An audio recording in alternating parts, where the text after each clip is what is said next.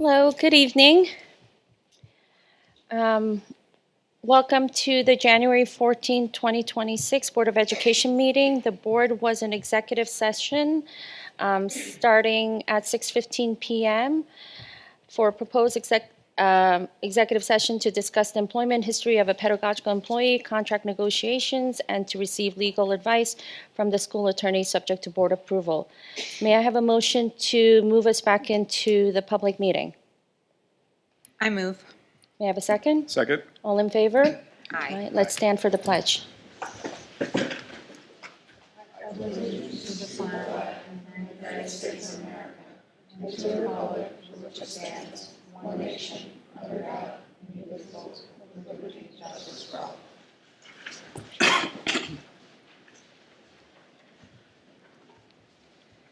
So tonight, being the first Board of Education meeting of 2026, we have some special guests in the audience. We want to recognize a varsity girls tennis program and the two players that had made, I'm just going to read what's here because the accomplishments are so many and so much and so great, so I don't want to mess it up. So we have here Michelle Rosenblit, New York State doubles team champion, Section 1 doubles champion, All-League LoHUD Westchester Putnam Co-Player of the Year. Daniela Rosenblit, New York State doubles team champion, Section 1 doubles champion, All-League LoHUD Westchester Putnam Co-Player of the Year. And you guys are sisters, and they're here. And then for the team, we were the New York State team finalists, section champions, league champions, and New York State Scholar Athlete Team Award. Dr. Ackerman? Yeah, so first I want to recognize Coach Alcalay, who is here today, and congratulate him on such a successful season again. And I know that Dr. Seppi is here to support our students. And now for Mr. Block, who is going to make a few comments. And then we are going to honor our players formally by giving them medals and our traditional state championship gear. So Thank you Mr. so Block. much. All right, so we're going to turn the Commons into Arthur Ashe Stadium here because that's where these two have dominated for quite some time. So I'm very proud of them. This is 1/3 of our Sisters Act this year. We had 3 sets of sisters that really did a tremendous job. And if I could bring Coach Alcalay up.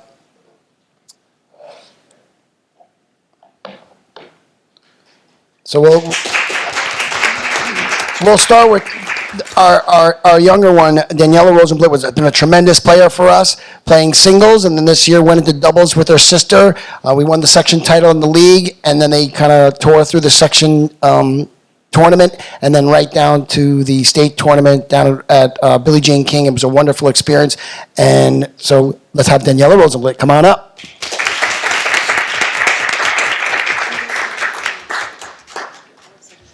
And then the other half of this combo, she's no stranger to this. She's been here before, and this is our senior, Michelle Rosenblit, who is obviously, she was our #1 singles player, been doing it for 4 years.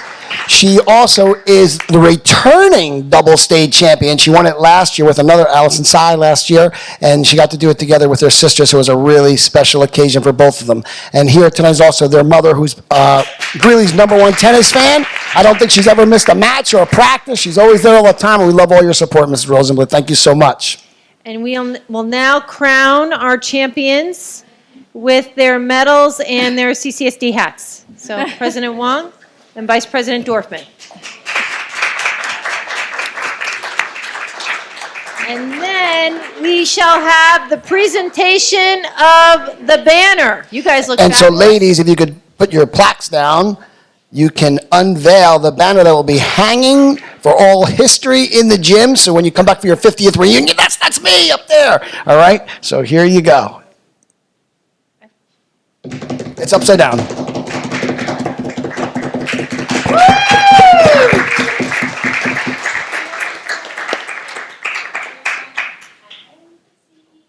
All right, look, you're on the screen. This is great. And if this, congratulations, girls. And if the school board and your mom could come up with Mr. Block and Dr. Seppi for a photo, because we will definitely be sharing this with the wider community. Make sure your mom comes up here. Okay.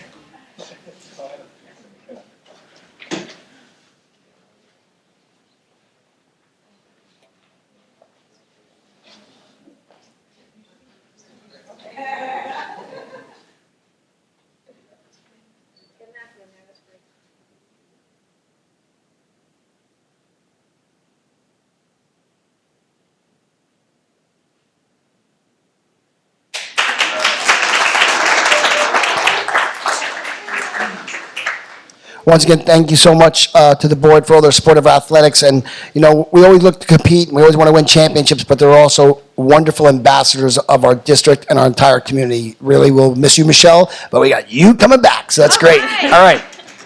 Thank you so Thank you much. so much, and congratulations to our girls tennis players.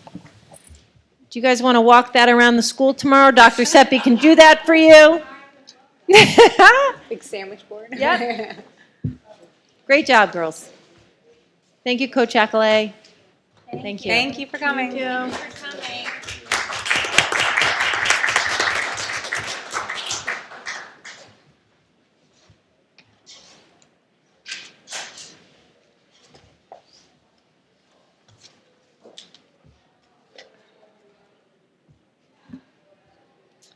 Okay, and now going straight into the president's report. Good evening. Welcome to our first Board of Ed business meeting of 2026. I hope everyone had a wonderful winter break where you were able to rest and reset for a beautiful new year. I wish our families a happy new year filled with more love, peace, and good health. And before I get into sharing the Board of Ed, what the Board of Ed has been busy with the past few weeks, I would like to address something I had prepared to talk about in the last December meeting, but could not since I was out sick. I want to talk about the weather-related school delays, early dismissals, and closures, AKA snow days. So if Dr. Ackerman could go over the process with us and the community, I would appreciate that. Yeah, so often, and it depends on what's happening with the weather, but I think the more traditional pathway of trying to decide if it's safe to open or not is what people are often the most curious about. And so unless it's really clear that the weather is going to be terribly problematic, and my colleagues and I, based on a consultation with the meteorologist, don't see any pathway to opening. I am, in the morning, I'm waking up really early to make decisions on what the day should be based on weather predictions, which can be really hard to do. And what time is that, Dr. Ackerman? So I begin at 7:15 on a phone call with a meteorologist. 4:15. 4:15 Yes. a.m., sorry. And then at 4:30, I have a Zoom at 4:30 in the morning with my superintendent colleagues from Putnam, Northern Westchester, BOCES. And often it's through those two data points in consultation with Chappaqua Transportation and with the Director of Facilities. I'm in a place where I feel comfortable to make a decision whether or not we need to delay. Sometimes a delay might lead to a closure, and in those cases, I might be consulting with a meteorologist multiple times. I may have a secondary meeting with my superintendent colleagues, and I might be speaking with Chappaqua Transportation and the Director of Facilities numerous times in the morning. I think what sometimes people might perceive is that the decision is made casually or not as seriously as what they would hope because the outcome of the decision doesn't align with what they need to be able to support their family in a given moment. And I completely understand that. I know it's so hard for our elementary families when we close. And I know the seriousness of closing because some of our students depend on our food service for lunch and for breakfast. But at the end of the day, what I need to think about most is the safety of everyone under my care traveling to and from school. And that includes new drivers, students on the buses, we have students who walk, we have staff traveling from near, from far. All those things are important factors in making good decisions for the community. And I will take 100 parents who are upset that the weather didn't turn out the way that they felt it should to close and share that feedback with me versus hearing from families because maybe the weather turned in a way that I wasn't expecting and the conditions became dangerous. And so I ask for people's understanding. I know it's problematic. Only one person makes this call. It's not a decision by committee. And I normally, after we work through the closure or the early dismissal, people get upset in the moment, but then I think there's more of an understanding as time passes on. And I do feel like it's often due to the hardships that people are feeling in that second, whether it's related to work or other appointments they had planned to engage in that particular day, but they have to make an adjustment based on their kids being home. But I'm never going to make a decision based off of like what people feel like they need based on their own individual circumstances. It's always going to be based on what I feel is the safest decision for the district. And sometimes it's easy, it's clear, and sometimes it's just not. And so I hope that's helpful. Yeah, and I just wanted to take some time out to actually have you say that at the meeting, and also I wanted to make some comments around that. And I've spoken to the CPTA executive session as well, and just asking people to just be gracious and just be understanding, and really share with other parents when you hear the frustration because it wasn't called the way that you needed it to be in that moment, is that it is true that it is one person that makes a decision, but never in isolation and never without consultation with multiple people and groups. And it's not in a vacuum. We have a paid meteorologist, we have other superintendents in our area. But even then, I think people, it's hard to know, but Pleasantville, which is the town right over, down the street from us, don't have busing. So they are going to be open. So we cannot look at them. Armonk has busing, but their topography is different. They're more flat than we are, and they own their buses. We do not. So these are things that I think just not many community members might have. They might not have this information, and all the concerns and comments. These are all fair thoughts and comments. But again, and I just want you guys. I want everyone to just kind of have some of these considerations for thought. And we have to not only think about our students, and I know that Dr. Ackerman mentioned new drivers, and we're not talking about new bus drivers, we're talking about new drivers at the high school that will be driving themselves and friends to school, right? We're thinking about the staff and the faculty that do not live within, an X, mile radius of us. We're thinking about the fact that we actually serve 7 zip codes.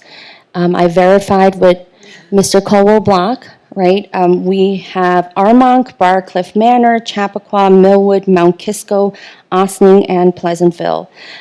Zip codes that come to our CCSD schools every day. And we also serve through the McKinney-Vento Homeless Assistance Act, which is a federal law that we have to provide for some of our students, and they come from all over as well, as far as Yonkers, Bronx, Poughkeepsie, and that's also a consideration as well. So we are thinking far more, I think, than just, I know we get comments like, well, my street looks great, it's fine. And I'm like, that's great. But it's really beyond that one street or 10 streets, right? I'm also going to share another piece of information that I got from Mr. Colwell Block, is that Chappaqua is actually 18.2 square miles. It covers 18.2 square miles. And I said, well, I was thinking, well, what is that in layman's terms? So I think it's like 640 acres per square mile, and then somebody might say, what's 640 acres? That's like a football field with not including the end zones. So it's like 14 football fields in a perfect square. Is that correct?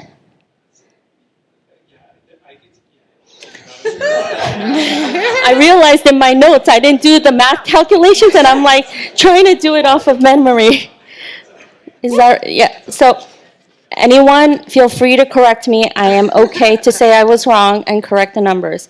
But these are just some things to think about when we are in that moment of, yes, we have, both adults in the family are working, and we got to find childcare, and all of that is very, very stressful. I just don't want people to think because a call was made in a certain direction and the weather turned in a way that we didn't anticipate, that CCSD does not care about families with 2 working adults, or we care more about this group and not that group. It's none of the above. And so I ask that everyone be gracious and just be patient with us and just a little more understanding, and we would really appreciate that. I appreciate you sharing that. I will take feedback about just about anything, but this is a decision that is very complex, has a lot of moving pieces, and at the end of the day, there's significant responsibility in it. And so, I heard from parents last year when I early dismissed, if I could give them just some notification the night before that is a possibility, and I think that's really reasonable. So we do that now. But to make decisions based off of what people are seeing on whatever weather site they choose to go to that aligns with their thinking is just not feedback that is going to be actionable on my part. So I appreciate, President Wong, your support around this issue and your clarity, the clarity that you're offering about how complicated it is, because it absolutely is. And I'm always going to err on the side of safety, and that's just, I think, where everyone would want me to be if they really thought about it. So. Thank you. And does anyone have any other comments or thoughts regarding snow days? I wanted to give it some airtime because I think we need it to. We're still in the season, and although all of the snow has been melting, we don't know. I do see some flakes coming our way. Yeah, I would just like to agree completely that the safety is got to be paramount for our students, for our teachers, everyone who's commuting to our buildings. And whether people don't always get it right, it's a hard science to have perfected. We haven't perfected it yet, and when they tell us it's going to be one way and then it's just not, it's not anyone's fault. So we have to just do our best guess at the time, and I agree, our kids' safety has to be the most important thing. Thank you. Anyone? Great, thank you. All right, moving on. So we are in full swing with the Principal Coffee starting off the new year. I think we had Roaring Brook and Severn Bridges was today. No, Roaring Brook was last week, Severn Bridges was today. We have Grafflin coming up this Friday. West Orchard is next Tuesday, and Greeley is next Wednesday. I really encourage everyone who can to please register and submit your questions. And if you don't have questions and you want to just come and listen to your neighbors and friends and your superintendent and board members, feel free to do so. The other thing that I wanted to share was that I attended I believe it's my 3rd Westchester Putnam County School Board Association Board of Directors meeting. And we spoke about our advocacy efforts around athletics, Section 1, athletics, charter schools, school safety, cell phone bans, and et cetera.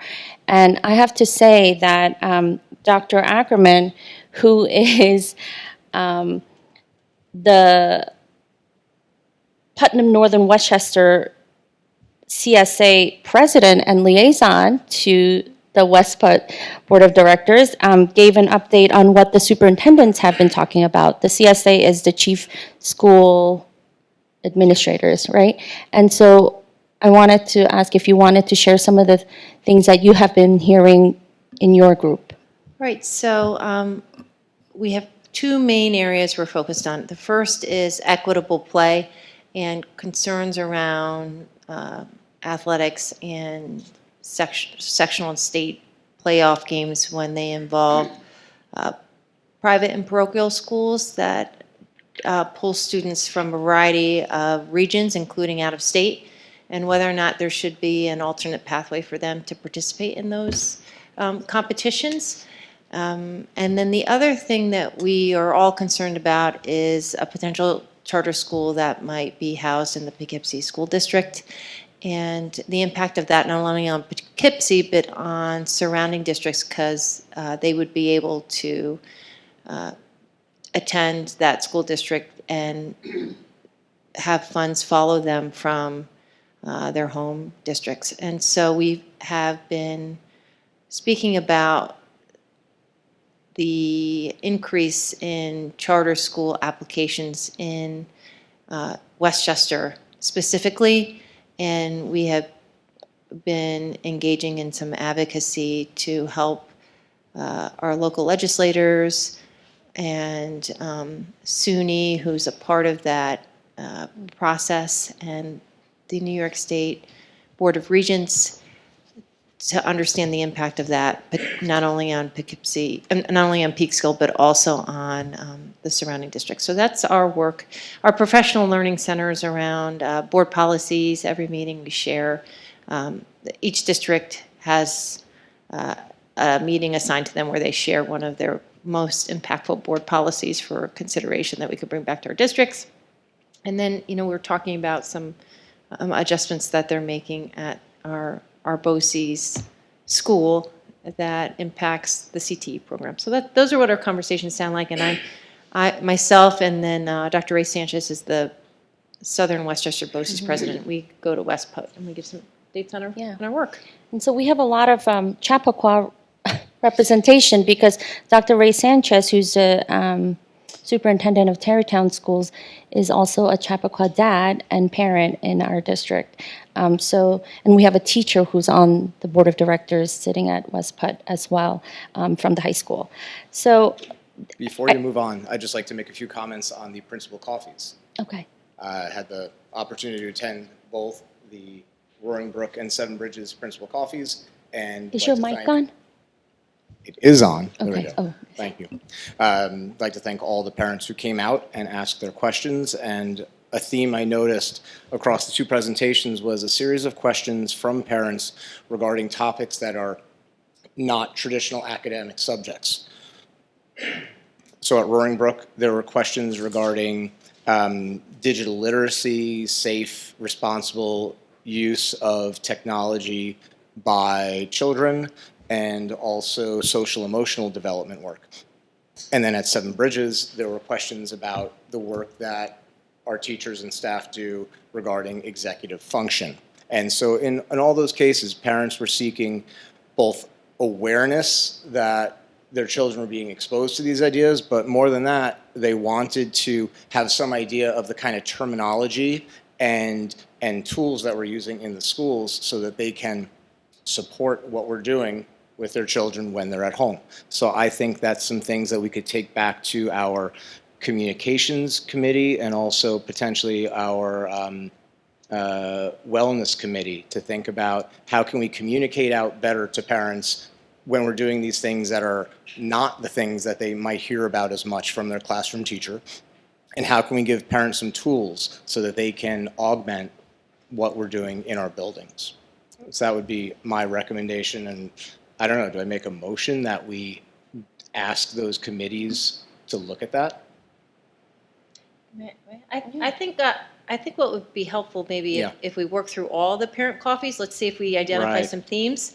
I know that I've already talked with my team about some of this and how to integrate some of what the parents requested into our Technology for Good Week. Okay. And so I think maybe what we could do is work through all the coffees, and then there's definitely different committee spaces for these themes that have emerged, and we can bring it to those spaces and talk about it a little bit fuller.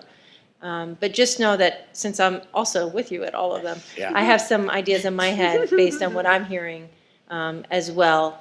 And so we've been discussing it ourselves too. So thank you, Tim, for that. Thank you. Thank you. I was going to have the board members who attended the coffee speak later after the committee reports, but since Tim already spoke, is there anybody else who attended? Just so that the community knows, only 2 members attend the coffee, so not everybody's fully up to date with what happened at the coffees, but that was great. Thank you. Yeah, I attended the Roaring Brook coffee with Tim, and he pretty much covered it. So it was, I will say, the Wellness Committee has been talking a lot about the stuff that the figured. parents were asking about. So I think there's a lot of great ideas coming on the horizon. So Thank you. And I attended the Seven Bridges Coffee this morning as well. And I think in general, we just talked a lot about all the things that we've been working on this year off of the strategic plan and how we've already started making some changes to the middle school experience, but how it is that development is happening moving forward. And we have some things going on that you alluded to about the executive functioning skills as an area that we have in our head the sort of the old-fashioned idea of the study hall, but this new iteration of a study hall would really not just be a space where kids go and do whatever, but that they would have some real direction around executive functioning.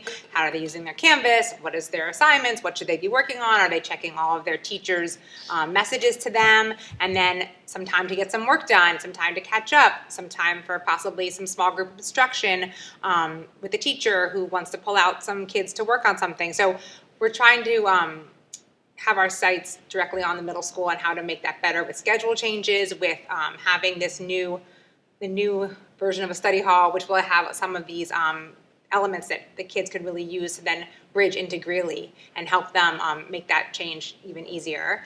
And we talked about all the supports we have in place when kids enter middle school and then when they're transitioning to Greeley, and how every year we're adding to those parent meetings, to the discussion, so all the opportunities kids have to ask questions about how they build their schedule, and making sure that parents feel really comfortable around all those options as well, and giving them as much information not only about what their choices are for freshman year, but just what the whole landscape at Greeley looks like. So if you pick X or Y in freshman year, how does that course selection affect what you might end up taking later down the road, and how parents sort of need to look at it, not to freak anyone out about college when they're in 8th grade, but just to know that there's these flow charts that show you where the classes go. So if your kid is looking to get to a certain place, they can see what classes they need to do to get them there. And we just talked in general about how we're really working hard to connect all of our schools across the district through the student government. And now that we have Matthew on our team, he is helping all of the student governments across all the schools be a sort of a unified force in a way we've never done before, and how all of the buildings are really feeling that empowerment in their student governments to make positive changes in all their buildings. I think I covered everything from 7B. Great. I mean, I think because the board did not hear all of these great ideas together at the same time, I think it's hard for us to have that discussion. And I know that Dr. Ackerman is planning to present an update in our next meeting in January regarding strategic planning and where we are with that and all of that good stuff, so we can have a more robust conversation then. But thank you.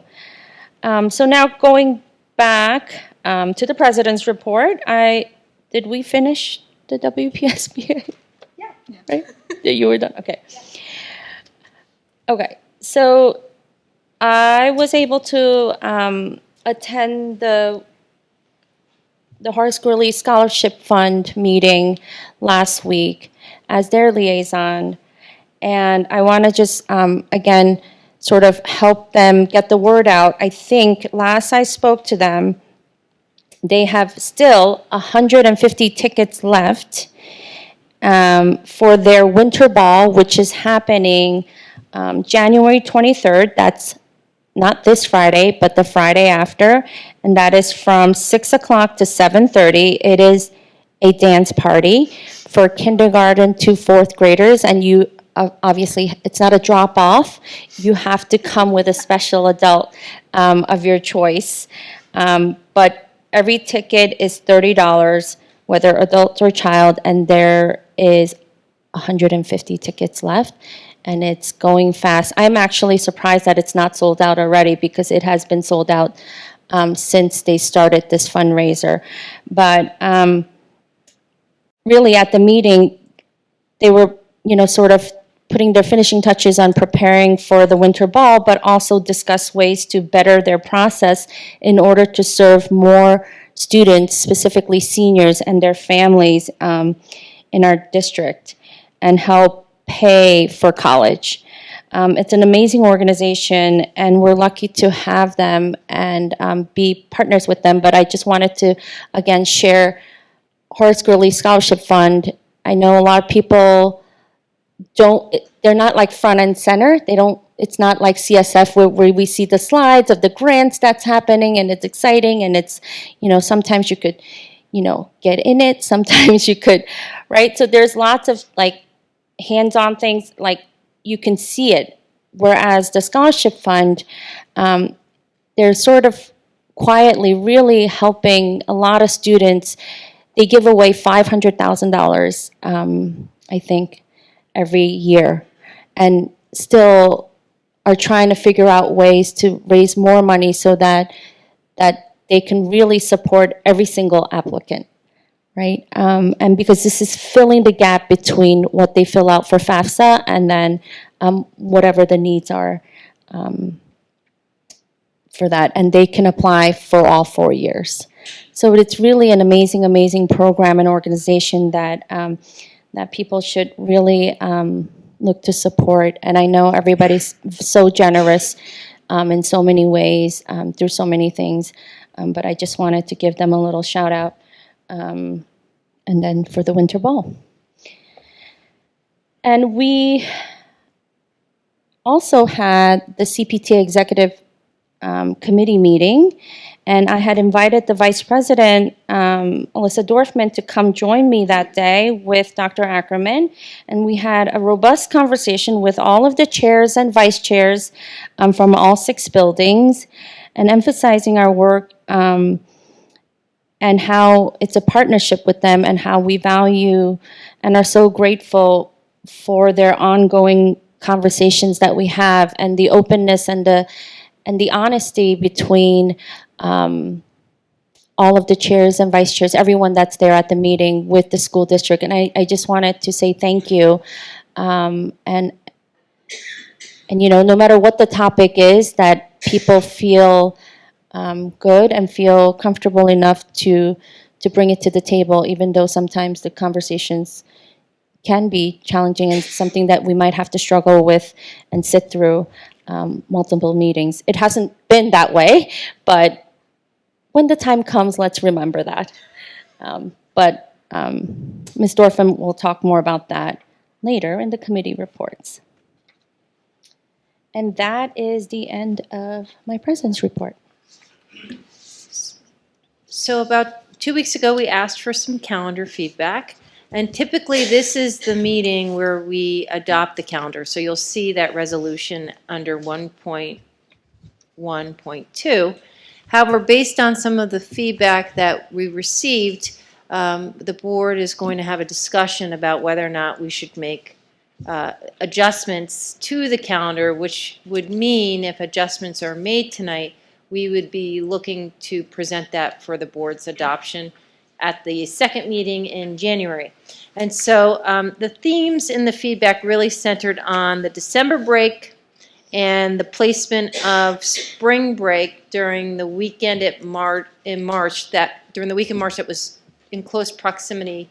People thought it was too close to February break. Mm-hmm. And so what I shared last meeting was that the March break is aligned with BOCES. And so some of the feedbacks suggested we should just flip it to the next week, but we really can't do that, because if we did that, we'd have students missing 2 weeks of school. And so then some of the feedback centered on, well, instead of flipping it to the next week to give some more space between the February break and the spring break, would the district consider taking the days during that March week and move them to the April week, where we already have 2 days off within that week because of Passover? So I think that's probably a good place to start the discussion, if that's okay with everybody. And so I think no matter what decision is made, Good Friday for us and for our employees would need to be a day that's off. It's typically a day indicated by some of our units when they decide what their vacation calendar is going to be. That's often a day that they select. And so being in session on that day would be problematic based on attendance. And so I just want to share that with the group for the discussion. So just some boundaries. Moving March break to the week after Easter is problematic for kids. I do not recommend that. We'd have certain students missing 2 weeks of school. And so if you move those days from that March week to April, that would work, and that would allow you to also continue to have off the Good Friday, which I think would be problematic for staff if they were asked to work on that particular day. So maybe that's a good way to frame it. Can you also just remind people why we cannot pick our last day of school? Oh, sure. So And just tell us again what rating day is. And Okay. I know you did last Yes.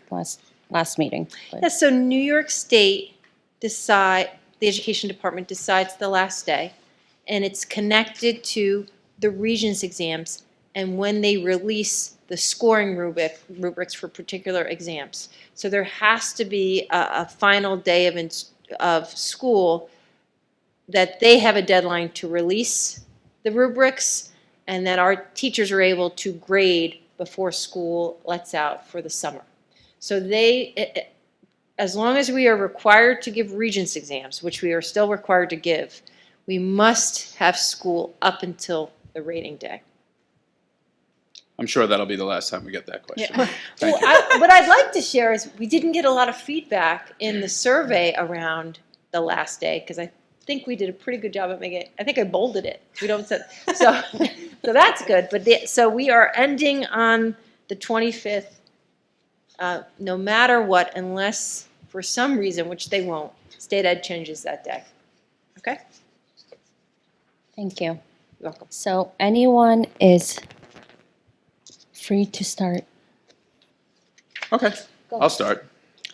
I just want to also highlight, I think, a few other discussion points before I guess I just weigh in and give my opinion. The start of school was also a discussion point. Some people felt because Labor Day was falling so early, we should start prior to Labor Day. I'm an advocate for summer. I believe, a lot of our faculty work jobs at camps and things of that nature. And I think the kids can use the time off. So of all the 4 drafts I have here, the one that starts prior to Labor Day, I would not be in favor of. So that's just me. I'm in favor of pushing the spring break to the spot where you have it in, I believe, all of the drafts, which for people who are not looking at it is the 19th through the 23rd. I wanted to bring up one point that I did see only a few faculty members raise this concern, but I want to say that I do believe that they might be speaking on behalf of a larger cohort that feels this way, just as it relates to the evening conference, which was, rolled out this year. They felt as though having it on that Tuesday, I guess, sort of hijacked the week, so to speak. Now, I don't know, is there any wiggle room to move that conference at all? Yeah, that's not on the schedule. The evening conferences aren't on here. So we can push that to That could the be day of what- our choice? Yeah, I told the principals they can decide when the evening Great, conferences are. okay, Yeah. because I want to hear, and even though we only heard from a few, there were more experienced teachers, and I almost felt like they were Yeah. speaking on behalf of a group. Yeah. So I don't want I to think it was a certainly union reps. ignore Right, that. Yeah. Yeah. from Sure. your school. One of them happens to be one of my teachers. Yeah. So I'm in favor of draft C, and I guess the highlights of draft C are sort of that spring break, the 19th to the 23rd, the winter break remaining the 24th through and we come back on January 4th. And look, I hear that is shortened there, but that for me is sort of, I'm informed by Allison's opinion as well, as she is a Christmas Eve chef Yeah. in her new kitchen. So I think of all the options, for me, C is the best because I'm a real strong advocate of starting after Labor Day. And I do also want to bring up another discussion point is obviously the February break. I, for one, think that the February break is something that we can certainly examine, but certainly I think we need to give people advance notice more than 1 year. So I definitely think it's something that I would like to sort of survey the community, survey the faculty first to see how they would feel about eventually, just having 2 of those days off instead of the entire week. For me, the second half of the year feels a little disjointed when that February break sort of pops up, a couple of weeks after we come back from a really long break. But that's something that I wouldn't even consider until 2028 and really actually, surveying our faculty and our community. But for me, I'm C, and I open the floor to the rest of you. I'll jump in. I think, sorry. is it okay if I say? Yeah. So the board and Matthew have a bunch of different versions of the calendar based on feedback that I didn't share out publicly because I didn't want to confuse anyone. Yeah. And so that's when I thought I did a good job You did. highlighting. I just people are like, what's C? What's B? So I just want to. There's the current draft. Then there's a current calendar that I presented publicly as the draft, and then we have a few iterations that I made up based on what I read in the comments. And so that's what we're talking about with A, B, C, and we go all the way to D. Okay, sorry. And also, when you say Matthew, I look here. I'm talking about. I'm sorry. Yes, Matt. Okay, sorry, Alyssa. Go ahead. No problem. So I just really appreciate you saying all of the pieces of the puzzle that go into building this calendar, because I think people think we have all the discretion to do whatever we want, and that isn't really the case. As you heard, the last day of school is the last day of school. Sports start when sports start when sports start. They have nothing to do with the beginning of school starting. We don't control that. That is done by the section. So that's another piece that I think people in the community aren't aware, that we do not control when sports start. And I think, in a given year, we might start before Labor Day or after. In a given year, the winter break might be 2 weeks or 1 week. And I think that if you ask 10 people, you would get 10 different opinions on what they prefer. As a family, everyone has different priorities, and I think everyone has very different opinions on what the perfect calendar would look like. And I feel like parents should never assume that we always do X or we always do Y, because as this first draft that you all saw shows, it's all over the place a little bit, and everything is kind of on the table, and it's not just as easy as doing what we've always done year after year. So I think if everyone knows that it takes a lot of things and maneuvering to get all the various dates in, to get all the holidays in, and to have our different breaks, then they can be a little more understanding when we have to play with all these pieces. So that being said, when I first saw the original draft, my biggest call out was the spring break, which seemed to be, from our feedback that we got from parents, also like people's biggest call out. Having the February break and then the March break back to back, and then nothing until June felt a little extreme to me. And so if I had to pick one thing that was my biggest wish for a change, it would be to put the spring break back in April as draft C does. That being said, we may not have the same breaks as all the other districts around us. And that's another thing, that we are allowed to do what we want, but we have to also look at other districts and see what the norm is as well. So Hotels will be emptier, though. I think that there's a lot of just pieces to the puzzle, and I think that there is no one right answer that would make all of our families happy. So I think it just comes to us to do what makes the most sense for the most people. And speaking as someone who has a kid who's in fall sports, fall sports start, I think it's August 24th football starts August 17th. Am I saying that right? So I think that families should know that if they don't already, and just plan that into your planning regardless of the first day of school. But all of that being said, I think at this moment I'm leaning towards C because that is the one that deals with the spring break issue. I'll share. I like draft C as well. Regarding the various considerations, I believe we should be coming back after Labor Day. Like Matt said, I believe that our students do so much here all throughout the year, so much pressure. It's nice to give them a significantly long opportunity to do something different, whatever it is they choose to pursue. Also, if we come back before Labor Day, I think about how challenging it would be to come back, have 2 days of school, maybe 3, then go to a 3-day holiday weekend, and hard to really commit. I like the idea of we come back and we're all back at school full-time focused. Moving to the December break, I think that a week and a half or 2 weeks is really determined by just probably the lateness of Labor Day. I think a week and a half will be sufficient. And I like the idea, as Alyssa, you said, of pushing the March break, spring break, which would have been so close after winter break, into April, so that there's an intermediate break that will give our students a break. So I would vote for calendar C at this point, but I'm still eager to hear if anyone else has any other points that would change my mind. Also, I just want to point out before you go, when we're pushing that spring break back, the day before Easter weekend and the day after Easter weekend, Good Friday, and that Monday after Easter are still days off, just so, you know, it's obviously not, there's no visual up there. People will see it, but just. And let me share why. So students need to be in school for 180 days, and staff work for 184 days. And so if you move the March week to April, you have 1 extra day in there because you only need 3. And so that extra day needs to go somewhere. And because this would be a little bit different compared to surrounding districts, the thought was and we've never moved outside of that, or that break period. The thought was to create a longer weekend there for families. That was the thought. So. All right, I will go. To jump right into what my preference or my pick would also be calendar C. I think it answers a lot of the issues and feedback. And I will say I sat there and was tallying through the feedback like a madman.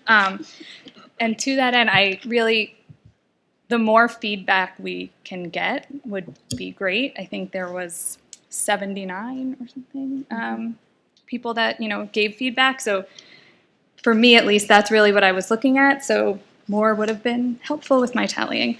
I think it addresses all the issues, the March break moving back, moving forward to April, the start after Labor Day, for all of the reasons everyone up here said.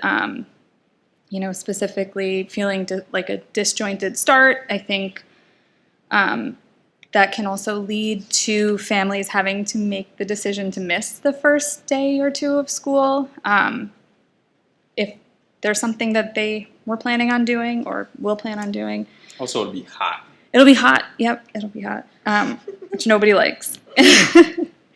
And, for me, the winter break being, like Tim said, a week and a half or 2 weeks, it comes and goes. And there's some years it's a natural 2-week break. And the families that have to work and have to figure out what to do with their young children have a difficult time. And then there's the years it's shorter and people who want to go visit family or do things are upset. So for me, I think it's important to just go with when the days in December fall when picking that break. So those are really my reasons for C. I know this is not really a vote, but it is kind of, and Matthew, you don't really get a vote, but since you are a student, and your voice does matter. I'd like to hear what you think, if you had any thoughts on it, just listening from what everybody had to say and just how you experience it in your life. Sure. So I do like that the April break or the spring break would be in April. I think it gives good separation from the February break, and has some time. It's closer to the end of the school year, so it's not such a long stretch from February until June. I also do like continuing to start after Labor Day, even though that means that Labor Day comes a little bit later this year or next year. And so, yeah, I'd also say I would be in favor of draft C. I just do want to note, there's been very few times where I've been a student in this district where we've had the 2 full weeks off for December, and I guess this year was that one. And it was great as a student, especially as a high school student, I'd say. Yes. And so that's just something to think about. I overall, I would take the longer summer over the longer December break, but especially for families celebrating the holidays around there. Just something to think about. No, and I appreciate that, because I do think that, I mean, the options that we have are the options that we have, but really, like, we can make, option E, F, G, H, we can keep going where we have flexibility, because it's really the number of days in school and then the mandated dates that we have to give off, right? So there is consideration around all of the decisions that we make. And again, I ask, families to just be gracious and just kind of remember that when leadership makes decisions around things like whether it's the calendar, for the year, or weather-related call, that, again, it is not, just haphazardly made. It's not something that, let me look at my vacation schedule and then I will pick that option. It really is thinking about just all of the different factors, understanding that childcare is hard to find. And when the time is extended, it's extremely hard. When you don't go on those vacations on certain breaks, it's still hard, even if you don't need childcare and you have older children, right? So those are all considerations. And I think, I know that, just like Matthew said, that students really do love the 2-week break in December. I'm probably one of very few parents that love that. So, like, if I had it my way, it would be, let's be off as much as we can. But that is not realistic, and it's not okay. But You want to watch my kids? they're delightful. But like 5 years ago, I would have said, please, why do we need all that time off? Please, they need to go to school, right? So things change. We're all in different phases of life, and so it happens. The one thing, I'm totally okay with option C, but the one thing I do want to bring up that Matt talked about is that there was a option in there for February break to be sort of made into a long weekend and not an entire break. This is very specific to our region. It's not something everybody does. New Jersey doesn't do it. Connecticut doesn't do it. And I don't even think all of New York does it. So I want people to start thinking about that, because, again, nothing is a given, right? So except for the mandated dates, and then days where we feel like we will have very low attendance. So I want people to be just thinking about that as well. And the one thing, so moving to April, the break in April, so April 19th to the 23rd, which we were giving the 22nd and the 23rd off for Passover already. So we would tack on the 3 days, and the 2 remaining days is staying right now March 26th, which is Good Friday, and then the 29th is a Monday after Easter. Now, the only thing, and I've spoken, we've been talking about it, and I've been staring at this calendar more than I've ever done in the 5 years I've been on the board. The only thing I feel like we didn't address is the 23rd of December.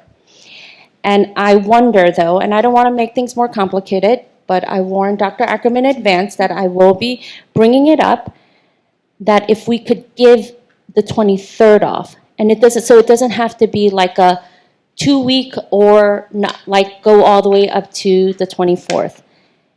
And that would be taken then from March 29th, instead of giving it, because that was our choice to give it there, right, as an option, but the option could be on the 23rd. So that was the only other thing that I think I saw in the feedback. Can I just ask a question? Yeah. When you take the March break, the 22nd to the 26th, and move it to the 19th to 23rd, the 22nd and 23rd were already on the original draft, so it's just the 3 days, as you mentioned. Mhm. And so one of them is going on the 29th of March, and then where are the other 2 days going? 26. 19th, 20th, and 21st of April. Right, those are 3. Right. The 4 days. Yeah. 4 days, sorry, okay. So that was just the only other consideration that I was thinking about, the 23rd of December, and somehow finding a way to bring that start after Labor Day, give the starting the 23rd so that it's not a full 2 weeks, but at least there's one more day, and then shifting the spring break to April, but keeping Good Friday. So you're basically just swapping out the day before Christmas Eve for the day after Easter. Yes. So I would defer to you guys who celebrate those holidays, and I mean, for me, when I offline talking to Allison, I'm going to expose our conversation. The 23rd for me was a day that I would like to be given off. Oh, you would like to be. I agree with you, but again, she's like, it's no big deal. So I'm like, okay, fine. I'm okay. You were persuaded. Right. I mean, it's not a holiday I celebrate. So it's, for me, I was sort of taking my lead from Allison there. Yeah. So I have a question. Generally, holidays that are on a Sunday, the Monday is off, correct? No. It No. depends on if it's a state or a federal holiday. Okay, what so the state and requirements are. federal holidays, Yeah. the Monday is off. So Okay. that's not a day, so I just want to clarify, that's not a day that we have off unless our spring break Right. happens to fall within Okay. the Easter. And now, I think this year, it happens that it's Easter, was it this year or last year? Good Friday, Passover, it was like Passover, Good Friday, and Easter. But to So your we don't point, like it if like it's that. an attendance issue, I think that the 23rd will be a less attended day of school, if that is a day of school, than the 29th of March, the day after Easter. I think if that's just a 3-day weekend, you'd have more kids coming to school on the 29th and missing than the 23rd. I think the 23rd will be a day where a lot of people are gone. I will say that again, that's not a day that we traditionally gave off. It just happens that it just kind of was made an option this time. It's not, the holiday has nothing to do with it. So for me, and again, to moving it to the 23rd, it's not the holiday for me. It's more about, let's give one more day because it did come out in our feedback, and also just giving one extra day to get for those who are traveling or not. Right. The other thing that I would like to, and this could be after we decide, is that I've asked Dr. Ackerman to maybe we might need to consider there be some type of, I'm not sure if it's you call it a policy or some type of discussion around that we do not give tests like the day before a break, especially a long one. And that if that could be a conversation, because then what happens is everybody's trying to give an exam that day, and then some kids end up having like 4 exams, especially at Greeley. I don't know that it's happening at the elementary and middle level. I could share that feedback with the building. Well, that wouldn't be it'd be a building level procedure, so Christine. I should.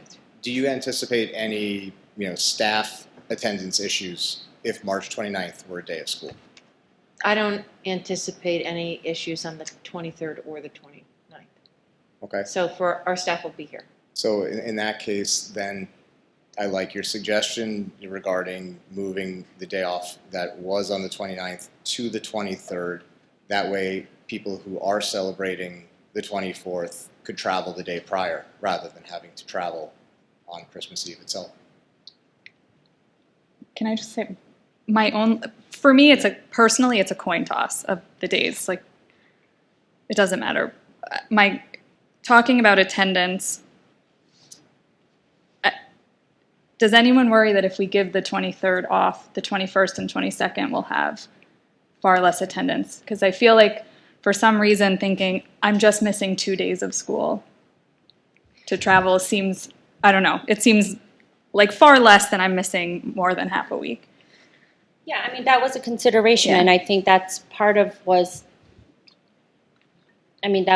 was definitely a consideration, but I think, and I don't want to, I just want to make clear that I'm not pushing for this option. It's just I wanted to put it out there because it was something that was mentioned in the feedback. And we also do not give days for people to travel because we can't do that for all of our holidays.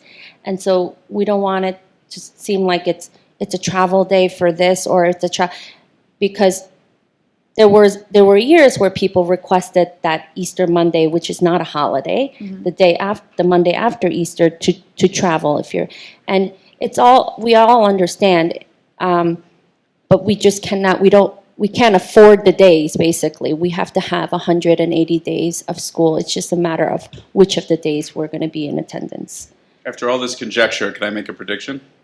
It's going to snow like 3 feet on December 21st of next year, and the school's going to be closed. I for thought over a about year. that too. So I would say, Dr. Ackerman, to be consistent, even though I brought that up, I think it would be more consistent to keep the 29th or not. I think there's flexibility. So if the Okay. board wants to move the 29th to December 23rd, then it's easy for me to do that.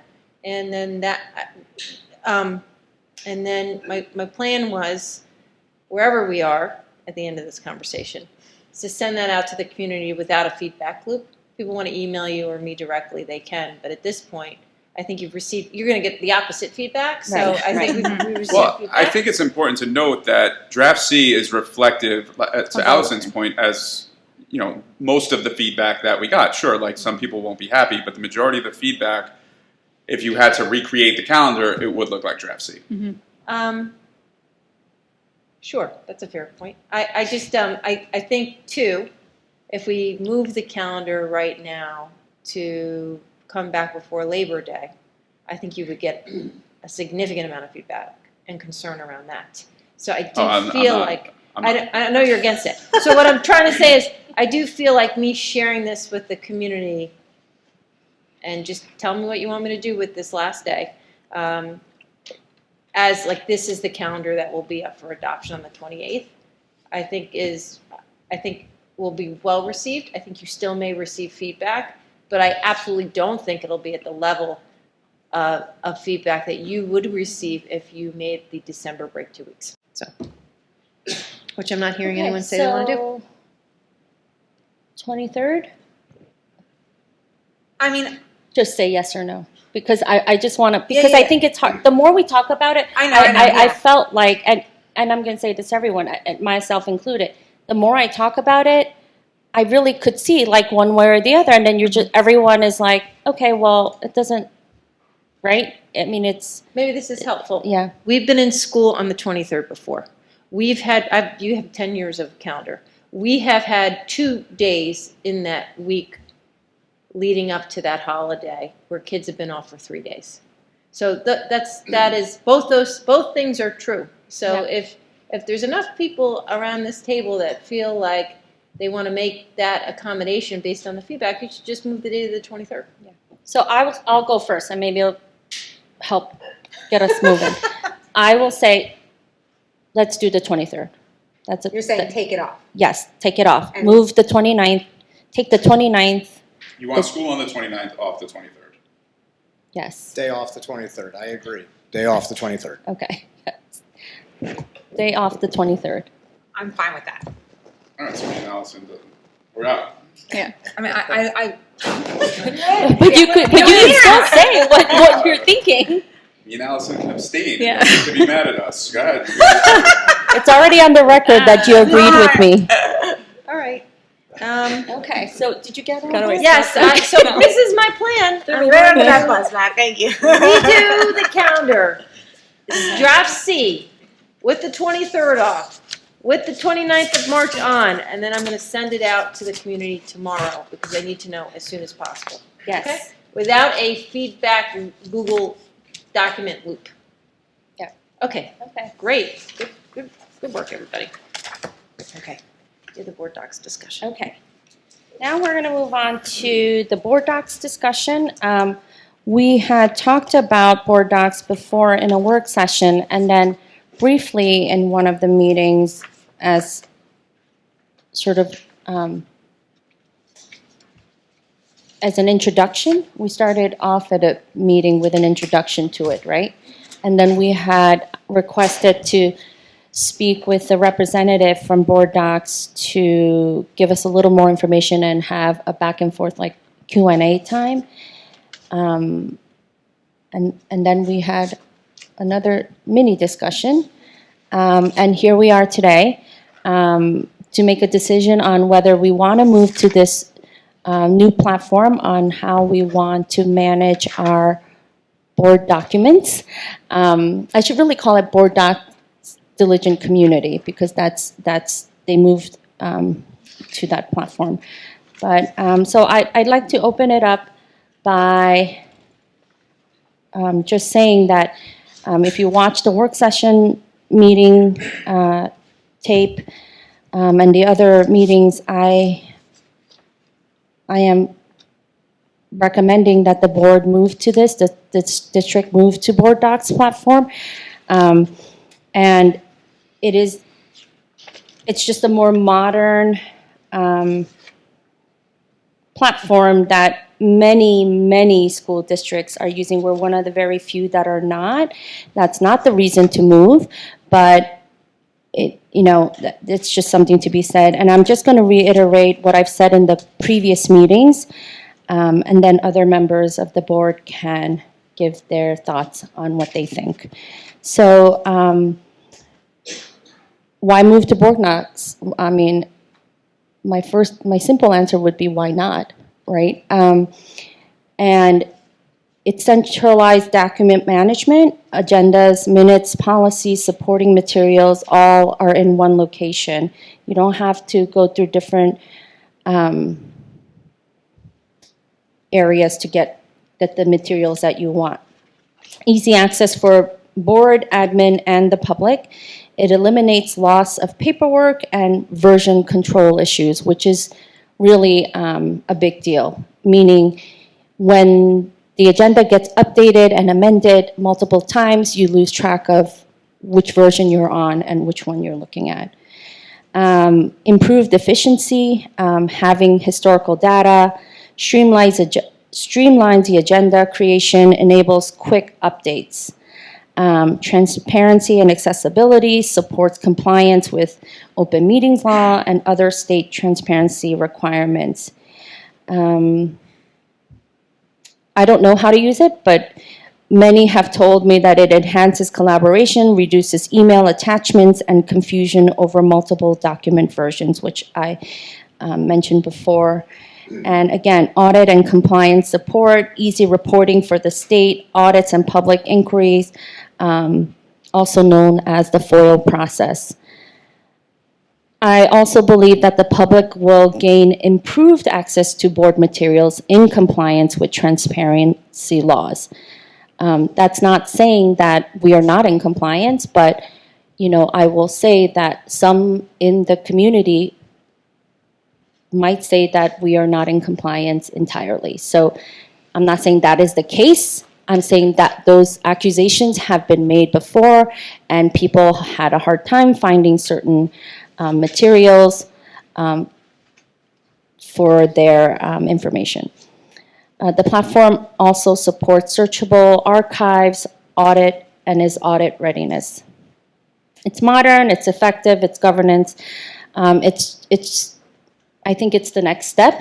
It's not just for this board, it's for future boards. It'll reduce error and version confusion. It's real-time access, and I feel like it'll be more efficient. Do we have a problem in getting any information we need? Absolutely not.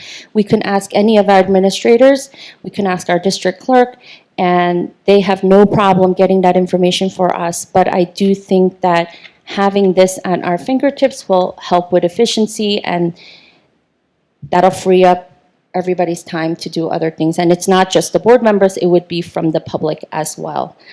And that's really it. So I am definitely recommending our board to move forward with that.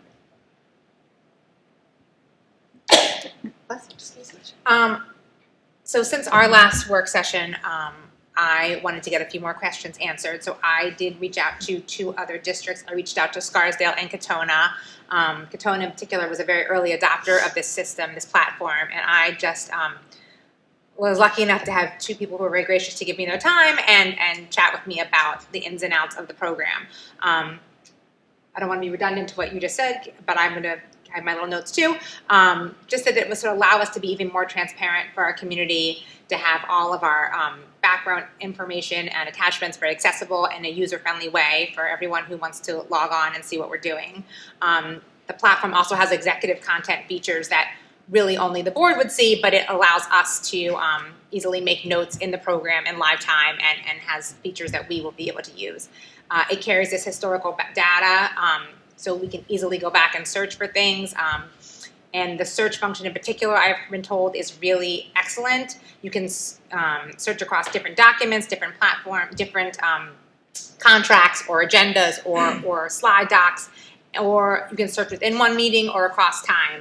And just to give people like a little insight to what we have to do, when we want to get history about something that happened last year or in the past, we need to reach out to the admins or to our district clerk to ask for that information. So I feel like if we no longer had to bother them with every little question that we answer across 5 people, it would give them the gift of time, which I'm sure they would like to have, and allow us to do a lot of real-time stuff without bothering people and be more efficient for us to do our work as a board. And I just think it empowers any board in the future and any admins in the future to have all that historical documents at their fingertips as well, and not have to remember what happened 5 years ago, 6 years ago. When was the last time we talked about this? When was the last time a board, discussed that? And it just makes it really a gift to a board in the future where they could easily have all of our history without having to dig deep into the email files.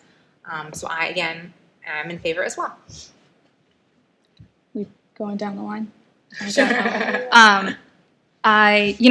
The last time we discussed this, I was in favor of it. I think they both covered all of the reasons.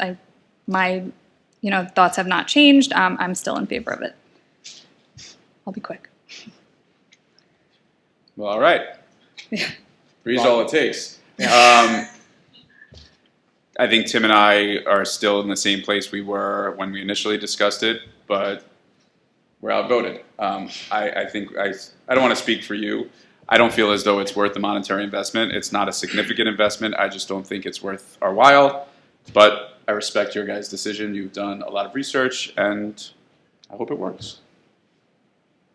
Matthew, were you present for the presentations? I don't recall. The first one I was present for. Sure.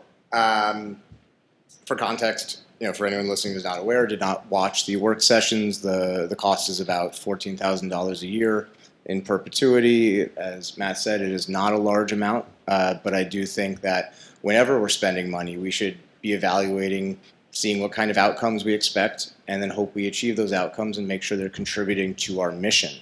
When we received the sales pitch from the salesman, my evaluation was it's a workflow tool for large groups collaborating together, and then also had collaboration features, as you mentioned, Alyssa, for small groups working on documents together. What My experience working in a large organization is that if you have a lot of people touching a lot of data, you absolutely need a workflow tool. Here we have a very small number of people who be working on these documents, so the workflow aspect of it, I don't see the benefit of. Regarding the collaboration tools for working on files together, I think we have a lot of technology resources already that we could use that would accomplish those same goals, including the setting up of a repository and a searchable one for board members using the technology licenses we already have. What I will say regarding process is that I do think best practice when we're looking at growing a capability, addressing issues, should be to articulate what our gaps are, what our needs are, what our hopeful outcomes are, and then evaluate how we can best achieve those aims. Sometimes it would be process change. Sometimes it might be human factors issues, and changes. Sometimes it might be a technology purpose. And so what I encourage us to do for future decisions is, rather than just start with a product and a pitch from a salesman, let's take some time ourselves and talk about what we want to get out of something, what we think we want to grow and do, and then evaluate the full range of options that might accomplish those aims best. What I would ask, certainly this will be, three of you are for it, and I hope it is a really great piece of software. What I would ask is that we think now about what our hopes are for what the software will do for us, record some baseline documentation of what our experiences are now, and then review it in a year and another year after that, and see, is this producing the benefits we hoped? And if it is, fantastic, and you are absolutely right.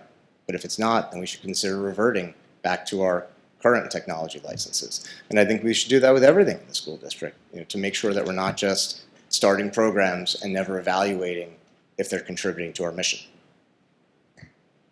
Well, I think we talked about that, right, in the work session, though, like giving it a certain amount of time and then evaluating. Yeah, we're not going to do that. We can't, meaning we can always definitely, and we should evaluate it, but we're not, we wouldn't revert back. I would agree. We're We're going come up with it. Something better. Right, that's what I mean. unless- That's what I mean, yeah. Unless a future board changes it, but I agree with that. But I would ask that we do actually find a way to articulate clearly what the gains are going to be, and then find a way to record some information about that now, so we actually have something to compare to in a year, and we can actually make a good assessment of whether this is money well spent. Okay, thank you, Tim. Yeah. So Dr. Ackerman, if you could move forward with getting board docs set up Yeah, for so us, and just process, so I'm gonna, Josh and I'll work on a cross-contract and I'll sign it, and then this is not gonna be immediate. There's a whole implementation phase, and so Right. we'll talk Right. about when it'll go live, and it definitely won't be before the budget presentations are done. So Right. I'll have a better idea of the timeline in a future meeting. Right. Okay? Yeah, and listen, I don't think this is going to be like everyone's going to be like, okay, this is so great, and I don't know that I'm going to say that, right? I haven't used it before. The only thing, though, is to just anticipate, are there's going to be some bumps in the road? Absolutely. Will there be some adjustments that every single person will have to make? Probably. And is it going to be, there's definitely going to be a learning curve for all of us, not just all of us up here, but all of the community as well. But I think that's just something with anything new we try to implement. So thank you. Moving on to the superintendent's report. Community update, very briefly, and then we'll move into the budget. So the first thing on the agenda tonight is the adoption of the district-wide safety plan. I didn't receive any feedback, so I feel like we're in a place where I feel comfortable with you acting on this tonight. And it has the cardiac arrest insert within it, which was required by New York State law. And then we also have the mission statement on the agenda for adoption tonight. We didn't really receive a lot of feedback from the community on this. And so it's presented to the board in the approvals and ratifications as it was when it was presented for a first reading.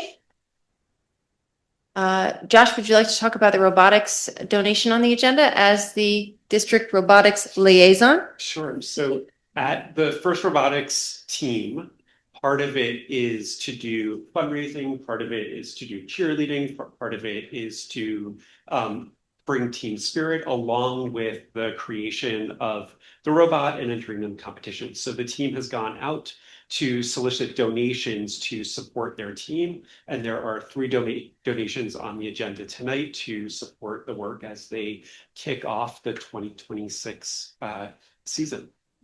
Thank you, Josh. And then there were some questions when President Wong, Vice President Dorfman, and I were going over the agenda around substitutes and how they're listed within the 4s. And so Andrew was going to share some. Sure, I'm happy to dig into substitute classification language for everybody. It is these are the terms that we use on the board agenda, though, so I think it is good to take a moment. So really, there's 4 types of substitutes that you'll see, substitute teachers you'll see in 4.1, and they're really divided up by how long they serve in the role. So on the left side are what you would typically see as a substitute who comes in for a day and fills in for a class. Someone might be sick for some reason and plans are provided and those come right in. So those are our per diem substitutes, daily substitutes on the left side there. Building substitutes you'll see on the board agenda as a per diem sub at a building rate. And these are substitutes that we have 3 in each building, or we have up to 3 if we can fill those positions, who will spend 4 days per week guaranteed in that building as a substitute, regardless of someone who may have called in or out for sick. So if there's something unanticipated, they're really flexible, use the part of the community. It's really great, but that is also a per diem sub role who really just will have plans provided for them and help out. On the right side, we move into what we would consider leave replacements. And these are substitute teachers who take on full teaching responsibilities for the classes. They design lessons, they teach the lessons, they grade the papers, they do all this when teachers are out for a longer period of time. So long-term substitutes, and this is where the language is not really intuitive, but long-term substitutes are substitute teachers who serve more than 20 days, but less than 5 months or a semester. So is it 20 consecutive days? Yeah. So if you are a per diem substitute and you are in a position for 20 consecutive days, you automatically turn into a long-term substitute. It is still a daily rate. It's higher than the other rates, but in this case, there's full teacher responsibilities that are taken on by anybody. And so you'll see we have some people on the agenda tonight who are being appointed as long-term substitutes. Now, regular substitutes are actually in there for longer than long-term substitutes. These are substitutes who come in for more than 5 months or more than a semester. So sometimes we'll have somebody out for a year and we'll have a substitute teacher in for that entire year, or maybe we'll be out for a semester or somewhere in between. These substitutes are actually appointed on a step in the teacher's contract, and for those positions, benefits are eligible for them. So it's a different sort of pay structure rather than a daily rate on salary. And do you said building subs, you'd like to have 3 in each building if we can fill them? Yep. And so you would use those people first before you call in per diem subs? Yeah, that's right. Yep. And then also our building subs are certified teachers. And so we actually have some on the agenda tonight who then are being appointed as long-term substitutes are in the building already. You may be an elementary certified teacher in a building. You have a relationship with the teachers, you know the school and the students, and an opportunity arises, and we have somebody there who's qualified to fill the position, so that happens. So building substitutes, long-term substitutes, and regular substitutes are all certified teachers. Yes. And when possible, we try to get certified teachers for per diem as well, but not always the case. That's not always the case, no. Yeah. No, we only require a high school diploma in terms of education level. There's other vetting processes, but that's what we require for per diem substitutes. Sometimes we have graduates who come back during the school breaks, who might be a junior or senior. They'll come back and they'll substitute for us when their school ends and we're still in session. But a per diem can't turn into a long-term sub unless they're a certified teacher. That is right. Yep. Yeah. Correct. And the clarification was requested because you'll see when we go through the agenda that there are lots of substitute appointments, but the names were all different. It wasn't intuitive. We thought that, okay, so what constitutes as a long-term sub versus a regular? It seems like the regular is longer than a long-term, but it's not, it's not named that way. So just understanding the little bit of all of this, I think is helpful. And then also, if you have a sub in your classroom, you can see by their appointment how long they've been there or they will be there. Thank you. Thanks, Andrew. And now Adam, who is the liaison for Science Olympiad, is going to share with you some information about a SMOA we have on the agenda for this with the CCT to help support this program a little bit more based on feedback we received from the students. So Great, thank you. So we did a mid-year survey. These academic teams were new this year, as you know, and we did a mid-year survey. I just put the makeup of the survey there on the bottom. You can see the 4 academic teams that we have. The Science Olympiad team, they're all the teams are very unique, and they have different types of competitions that they engage in, and they're all structured differently. For those that aren't real familiar with Science Olympiad, you'll see all the events on the right side, and it's particularly challenging because they're so diverse. You have anything from robots to helicopters, astronomy to insects, and it's a real wide exploration of science. And then students will specialize within these events. The challenge has been coaching all of these different events, especially when we have about 60 students, so just a few fewer than 60, and they have different needs across the building. So you might have some students that need like chemistry lab support, while others are in the STEAM center building a robot, et cetera, et cetera. So what this SMOA does is it gives us some content expertise from teachers that have like specialty area expertise. And so the idea would be that there's a consultant fee, although they are our employees, it would really be like a stipend attached to them providing expertise within these areas. And that way the coach and the assistant coaches don't have to provide support in all of the diverse areas. Instead, you could also pull in perhaps a chemistry teacher to focus on the chemistry events in the chemistry lab. And so that's basically the capacity that it builds in. I think it's going to provide like another level of support for these students, and also a level of safety and engagement. And there's also a lot of materials management that goes with this, access to supplies, equipment, things like that. So I think it's going to help us level up the program. And it's responsive to what the students said in the survey. They said that they needed this extra level of support. So I think we could provide it through this. before we wrap up and move into the budget presentation, I just wanted to share with the board that at the February meeting, we're preparing to share with you a plan to potentially expand pre-K based on what the governor has been sharing with the community regarding funding for next year. We feel like it is important since this is a priority for the governor's office and based on our understanding of the rising costs associated with supporting pre-K outside our school district, that we want to share with you a potential plan to increase our classes throughout the district at this point, based on where we are and where we think the state is going to be in terms of supporting this program.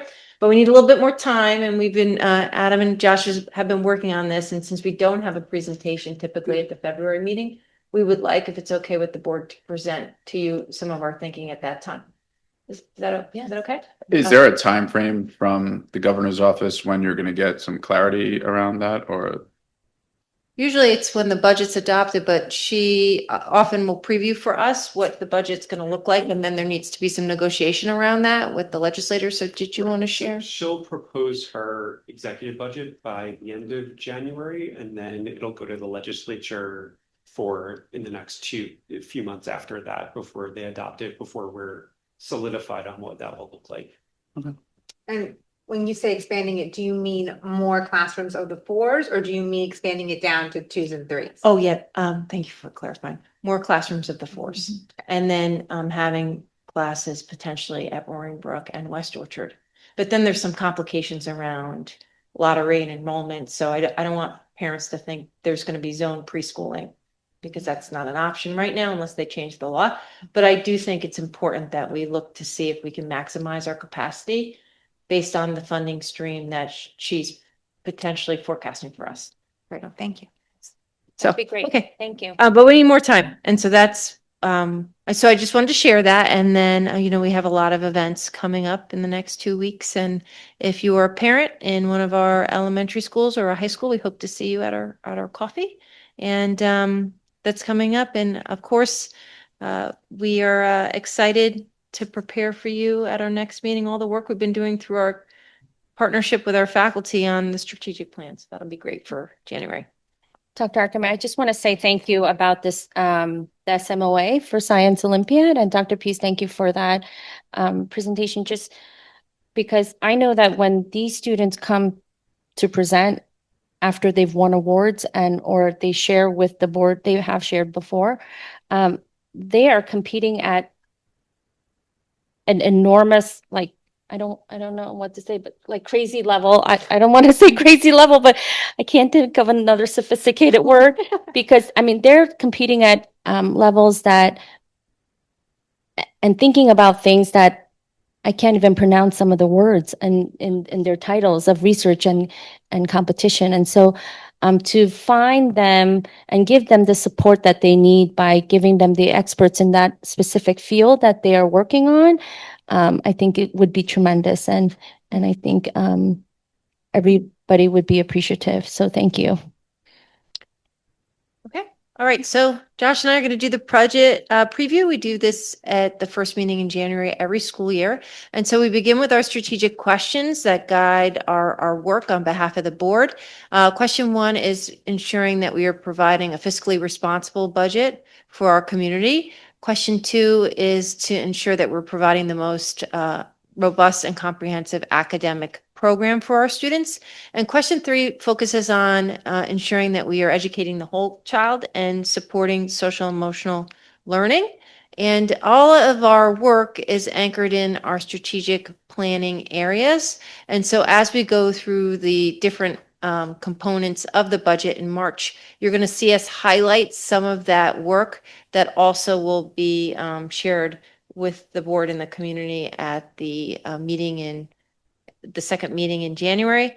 And you can be sure that this budget, as in our previous budget, keeps our students at the center of all decisions, expands and preserves our academic social programming, maintains the class sizes in line with the 25-26 budget, and also responds to increases that were unanticipated over the summer. We are always thinking about our infrastructure in our buildings. We know that some of our residents have expressed concerns around their taxes, so we're thinking about that too. And of course, our budget aligns to our strategic plan. We always share our calendar so the community understands the process for budget development. We are in it starting in the fall, but those conversations also begin like late spring in the summer, but our comprehensive budget calendar is articulated in this slide for the community. And so our proposed budget is approximately $150 million with a tax levy of 2.99%, which is under our projected levy limit of 3.9% in terms of what we could ask our voters to support with a majority +1. And the budget that we are preparing for you has funding for all our current programming, all our extracurricular programming, our current staffing patterns. We're going to be presenting some infrastructure improvements regarding safety and security. We are going to be presenting to you additional staff to support social emotional needs. We're going to have an increase in sections in one of our buildings to support elementary enrollment. And then when Dr. Hello Craig presents the special education budget, you're going to see a proposed small class at the middle level that would be composed of both Bell and Severn Bridges students for our 5th and 6th graders, which is a part of our strategic plan. And so now we're going to move into Josh's part of the presentation where he gets into the calculation and our numbers. Sure. So we'll start with talking about the tax cap, which is this year is capped at 3.9%. That is high because you'll see in some later slides, we have a 1.4% growth factor this year and increased debt service. So that has pushed up our tax cap, allowable tax cap to the highest it's been since I can remember here. So with all of the additions and the allowable exclusions, that push it up, but we are able to propose a budget that is under that cap at 2.99%. So you could see here the history of the growth factors showing that 1.0140% being higher than it's been since before 2021. That's mostly due to the homes in Chappaqua Crossing coming online and increases in assessments throughout the school district. So what this means is that 2.99% increase gets spread across a larger number over when the tax levy is levied over through the towns. So I want to talk about our state and federal aid in a little bit more detail than I normally do, because that is balancing out in a few different ways. So our foundation aid, which is an amount that the governor and the legislature portions to us, we're showing a 2.43% increase from last year's budget to this year's budget. That is because the regional cost index of the formula has shifted to put Westchester with Long Island and New York City, which previously we were coupled with upstate New York and the Hudson Valley. So there's an increase there. Our transportation aid is approximately the same. It looks like it's going down by a little bit. Our building aid is increasing significantly. That's because of all the construction we've been doing. So we get aid back on all of those projects that we have been completing. We see our BOCES aid is increasing by over $1 million budgetarily. That is because we are starting to realize the reimbursable aid by moving our technology services and other special ed services and a few other things over to BOCES. We get a significant amount reimbursed to the school district. So we're starting to maximize that within the budget. We also has shifted how we're reporting, and we've had a different consultant for the past few years for our special education excess cost and that reporting, and we're starting to receive a significant amount of additional funds related to that. The other instructional and material aids, that is relatively flat, but in total, we're predicting and budgeting for a $1.9 million increase in state aid. That is offset by a little bit by the unknown numbers that we have with the federal aid. We do not know at this point how much federal aid we will be receiving for the 26-27 school year. So if you remember last year at this point, we were in a similar position. So to try and account for decreased federal aid that we receive, we moved one special education position out of the grant that we receive and into the general budget. You could see we did have a decrease of $31,000 in that. So the balance of that position will go into our fund balance, but we were able to absorb that decrease in this school year.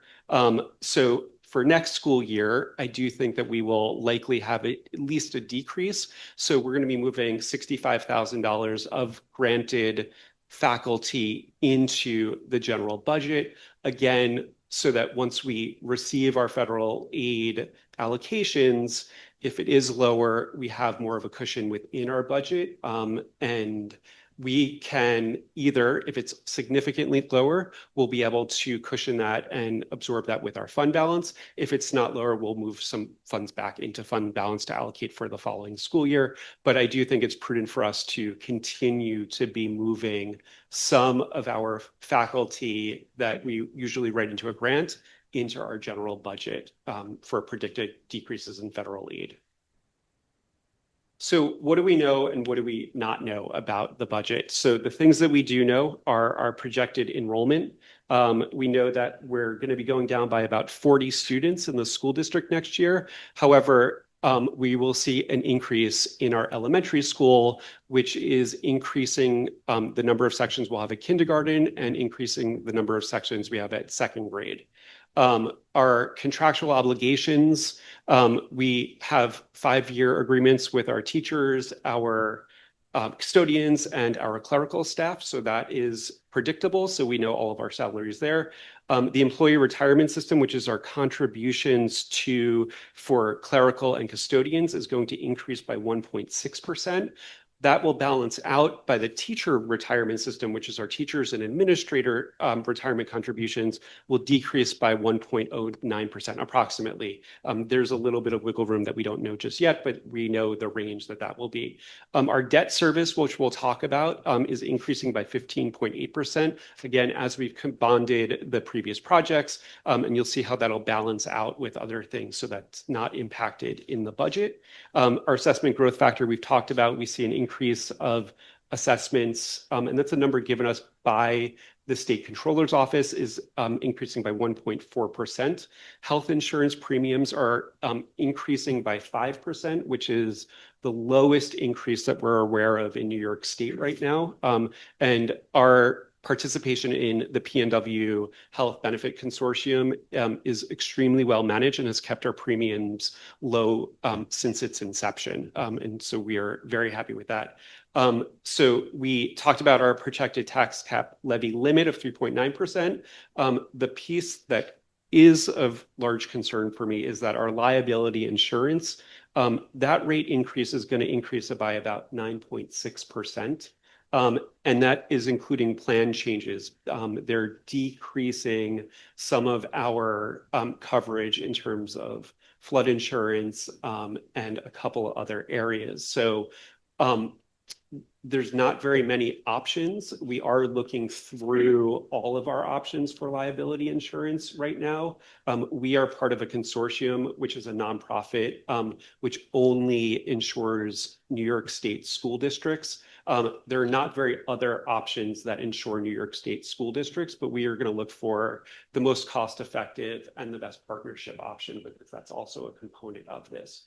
But that is, they don't predict that that's going to increase more than next year. They feel that the finances of the consortium are going to start to level out in the coming years.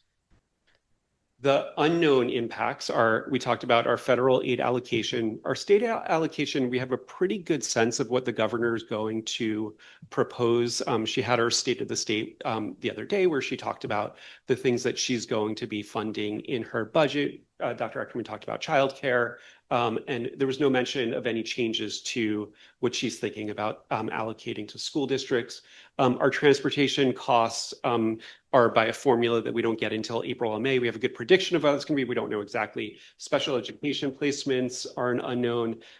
Assessed tax valuations, while we know there's a 1.4% increase from the controller's office, we don't have the tax rolls just yet for next school year. The equalization rates actually just preliminarily came out today, so we'll be able to move that in the next, and it is identical to last year's equalization rate. So we won't see our two towns, Mount Pleasant and the town of Newcastle, have largely different equalization rates or changes to which town is paying different into the school tax portion of their taxes. And then the contractual obligations for the CAA, which is our administrators union, we're beginning negotiations with that union now. So talking about some history and our fund balance inflation, so now we really get into the numbers.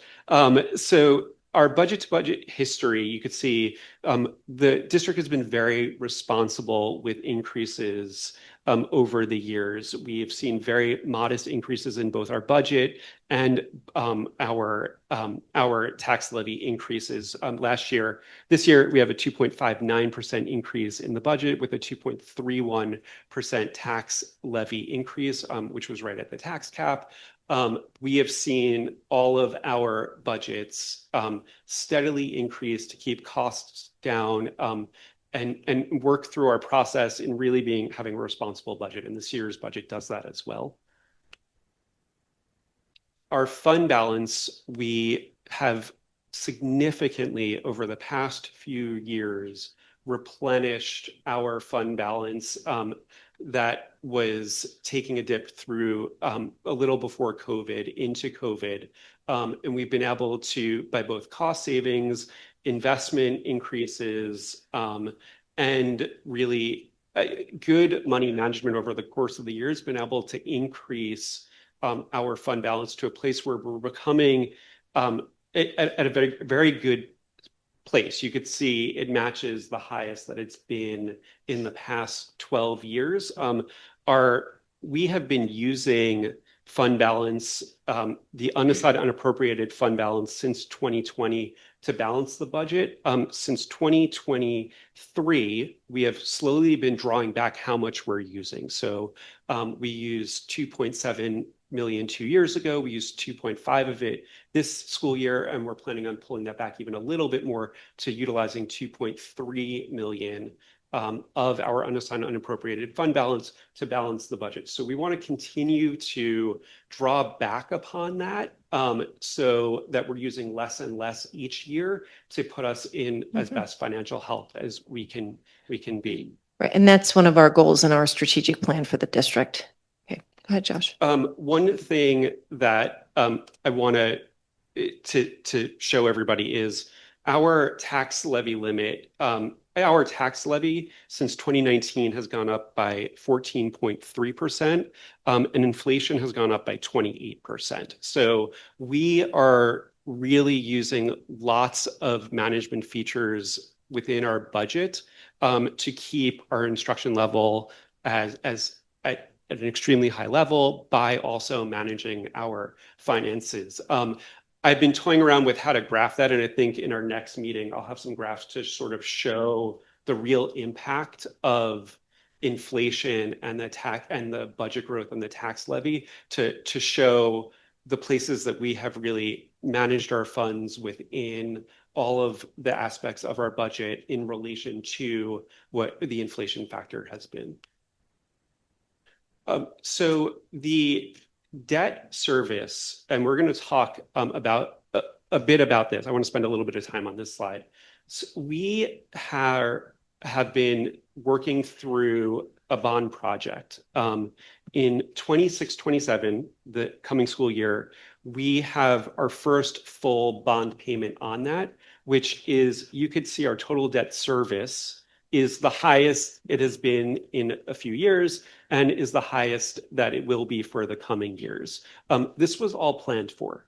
This gets balanced out. So we do see a large part of our budget to budget increase on the expenditure side because of this debt service. So the 3.9% expenditure side increase gets offset by our building aid increases significantly. So we're going to start getting funds back from the state and reimbursement. So that takes care of about 400,000 of that. We have been using transfer to capital funds to do some small projects over the course of the past few years. And so this next school year, we don't plan on doing that to balance out this increased debt service. So then we have a total. We also have a debt service reserve that you'll see in the next slide is expected to have over $4 million in it. So we're going to allocate, we're proposing to allocate $350,000 of that debt service reserve to basically have our debt service payment be a negligible increase year over year. So this was all part of the presentations over the course of the past 2 bond budgets to have that to be as neutral as possible within our budgets, and we are able to do that very comfortably. We also have, as part of our reserves, a capital reserve. This capital reserve has a little bit over $1 million in it. It has a time span of 10 years when we fund that reserve to expend those funds. We are coming up on year 9 of that reserve, so we need to start thinking about what we're going to do with those funds. We are required to have a proposition. The voters need to approve money going into that fund and also coming out of that fund. So we're working with our committees, our health and safety and our facilities committee on how we want to best expend those funds and put a proposition to the voters alongside the May budget vote. So that's coming. We'll have more information as we go through that process. So just in summary, the projected budget is $150.1 million. The tax levy increase is just under 3%. Our projected budget to budget increase is 3.97%. Those other funds being made up by other revenue sources, primarily state aid. And this budget is presented below our projected tax levy limit of 3.9%.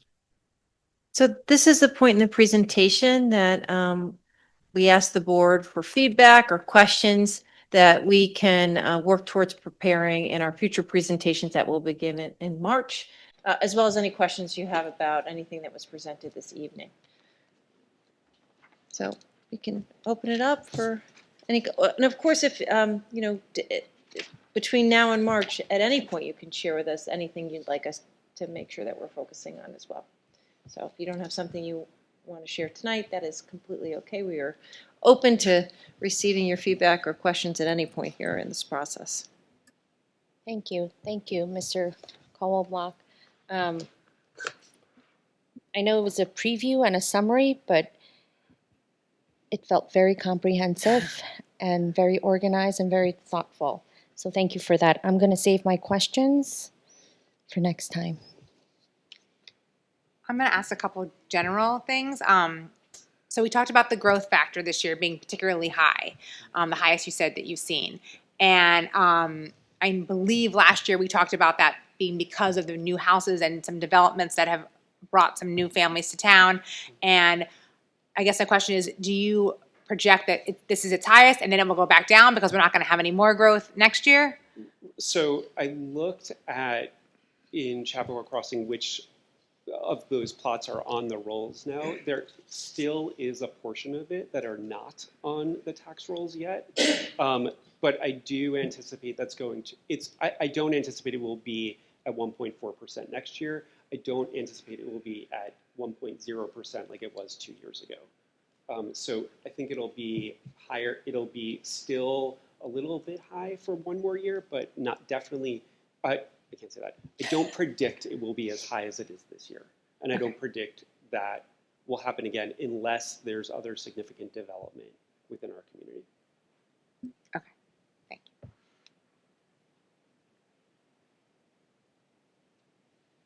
Any other questions, comments?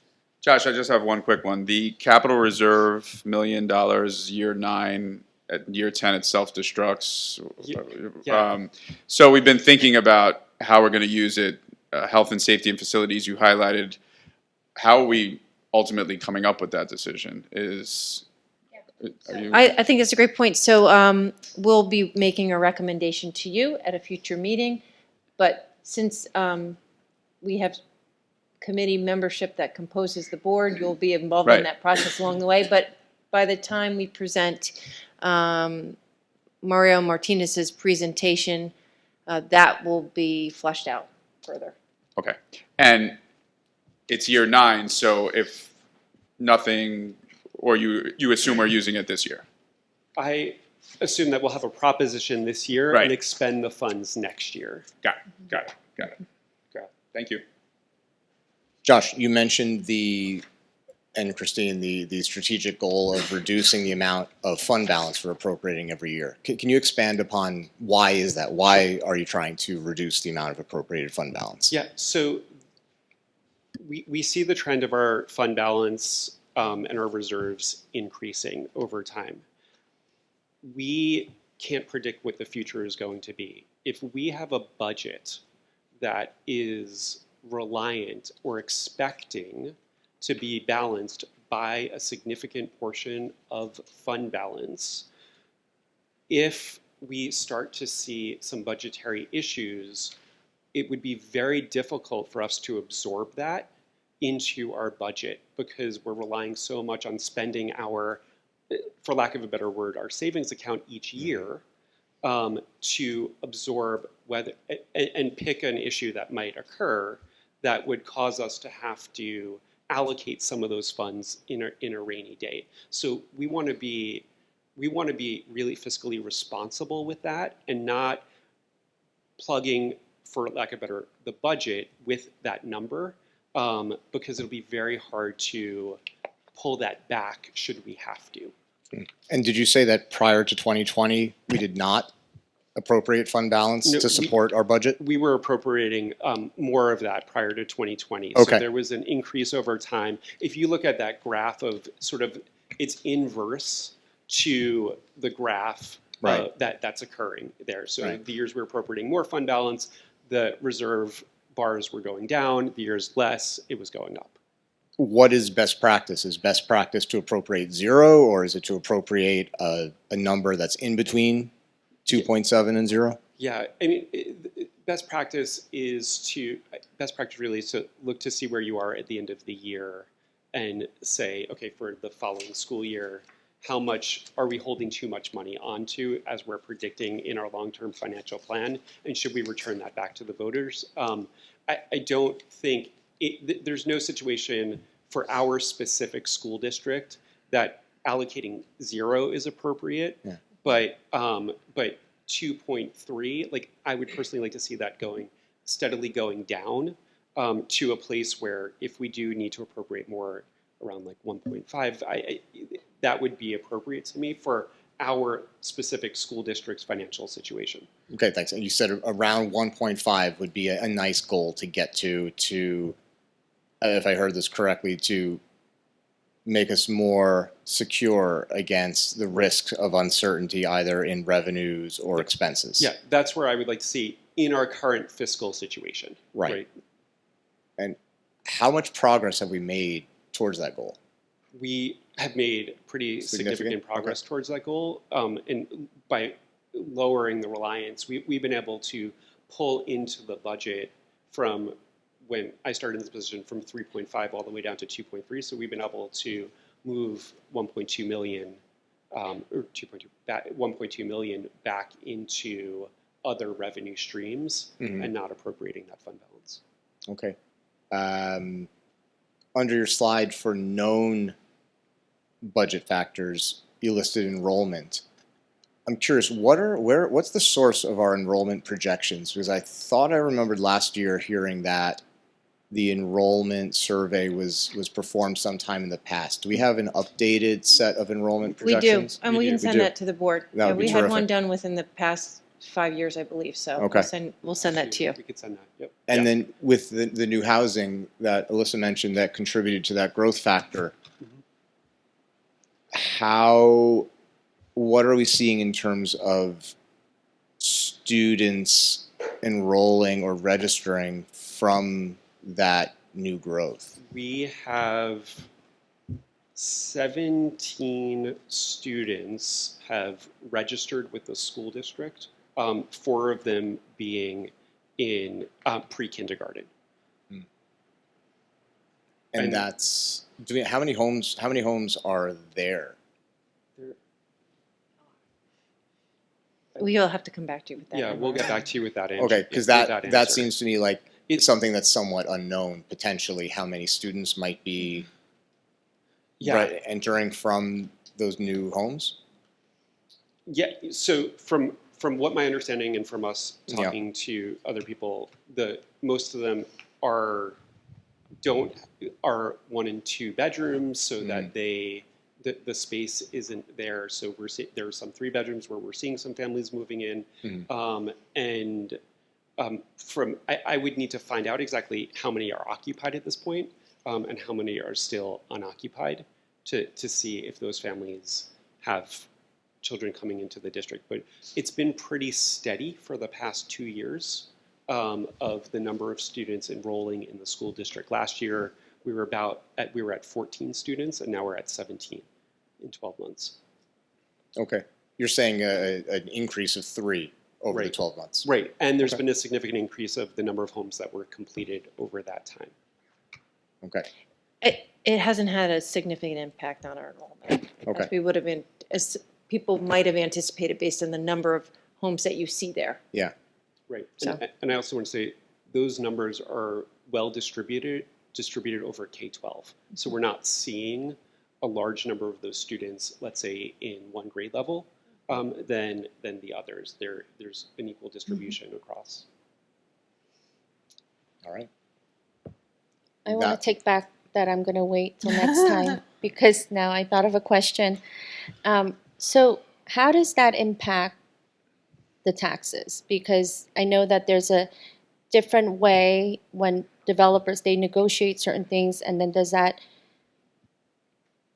how does, Yeah. how does that impact the taxes? Like, just because we have 17 new students that are coming, depending on which unit, or like, I don't think it's based on that, Right. So especially with Chappaqua Crossing. right. So every home has a valuation Mhm. and an assessment value that is decided by a bunch of different factors, whether it's square footage, whether it's amount of land, whether and those get assessed. The town does that. The towns, they are the tax collectors, so they go through the assessment process. Yes.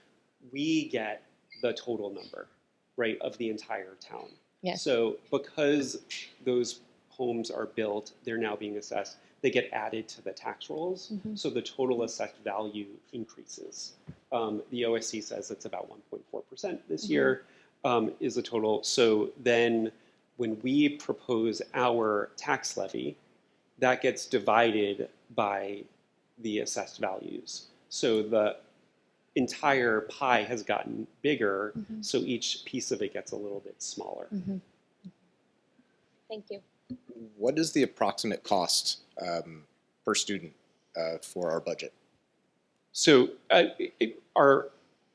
there's different ways for us to figure that, Sure. right? So we could divide through we could just take the 150, divide that by 3,900. We're talking about like $38,000 of students. That's just the pure math, right? There's other ways for us to calculate that as well. But just if you're taking the total budget, dividing by the number of students you have, it's about 38,000 a student. Okay, thank you. Does anyone else have any other questions? I just had an ask or two for subsequent budget presentations.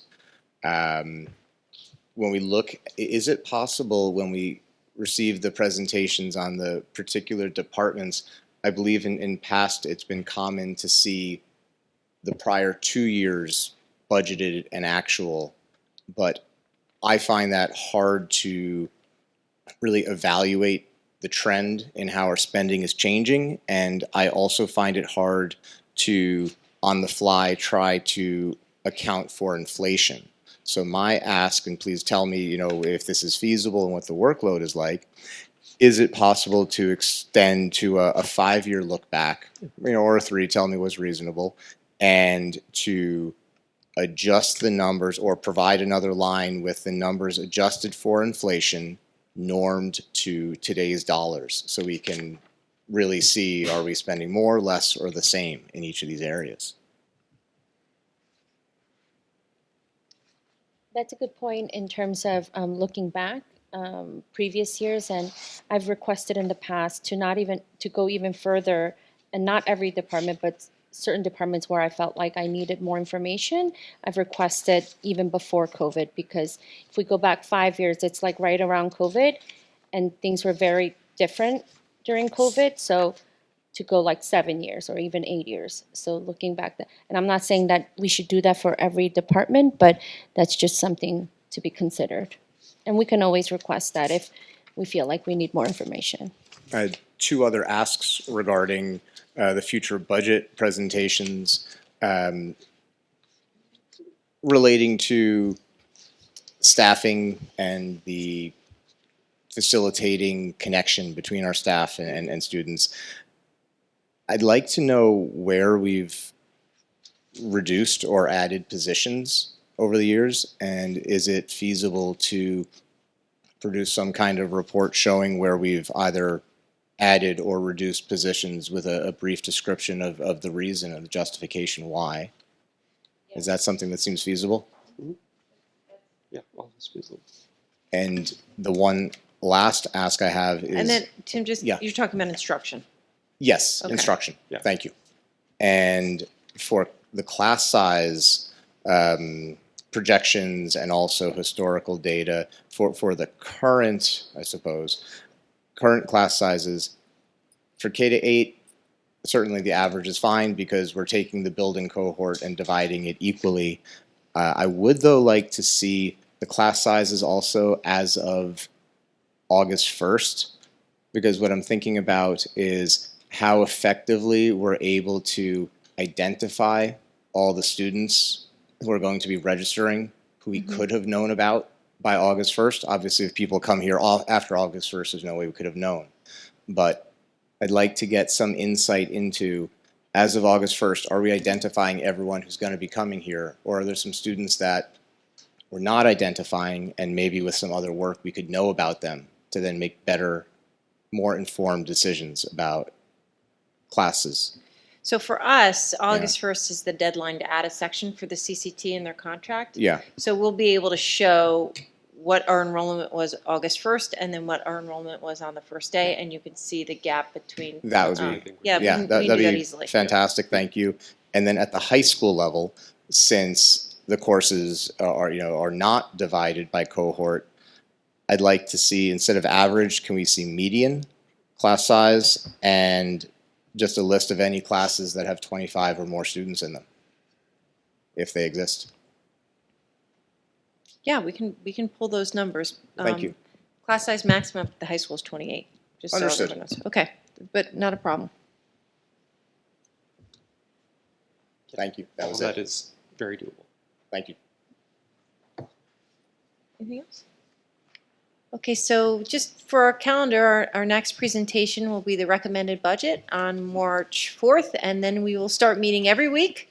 And we still need to set up our PTA budget Zoom, which we'll do hopefully before the March 4th meeting. And then you can see our goal is to have a budget before the board for adoption on April 8th. And then we have our hearing on May 6th, our required hearing by New York State law. And we'll have the library budget with our votes scheduled for May 19th. So this is our calendar.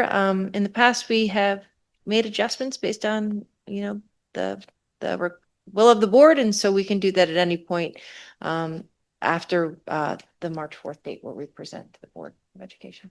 Okay, Great. so if anyone has any budget comments on the preview, you can see our new phone numbers are on there, so you can certainly reach out to any of us via email or phone number, and we'd be happy to meet with you. And thank you for giving us this opportunity to share with you what we are thinking in terms of the budget for the next school year. So thank you very much. Christina, I just thought of one more question I'd love to ask.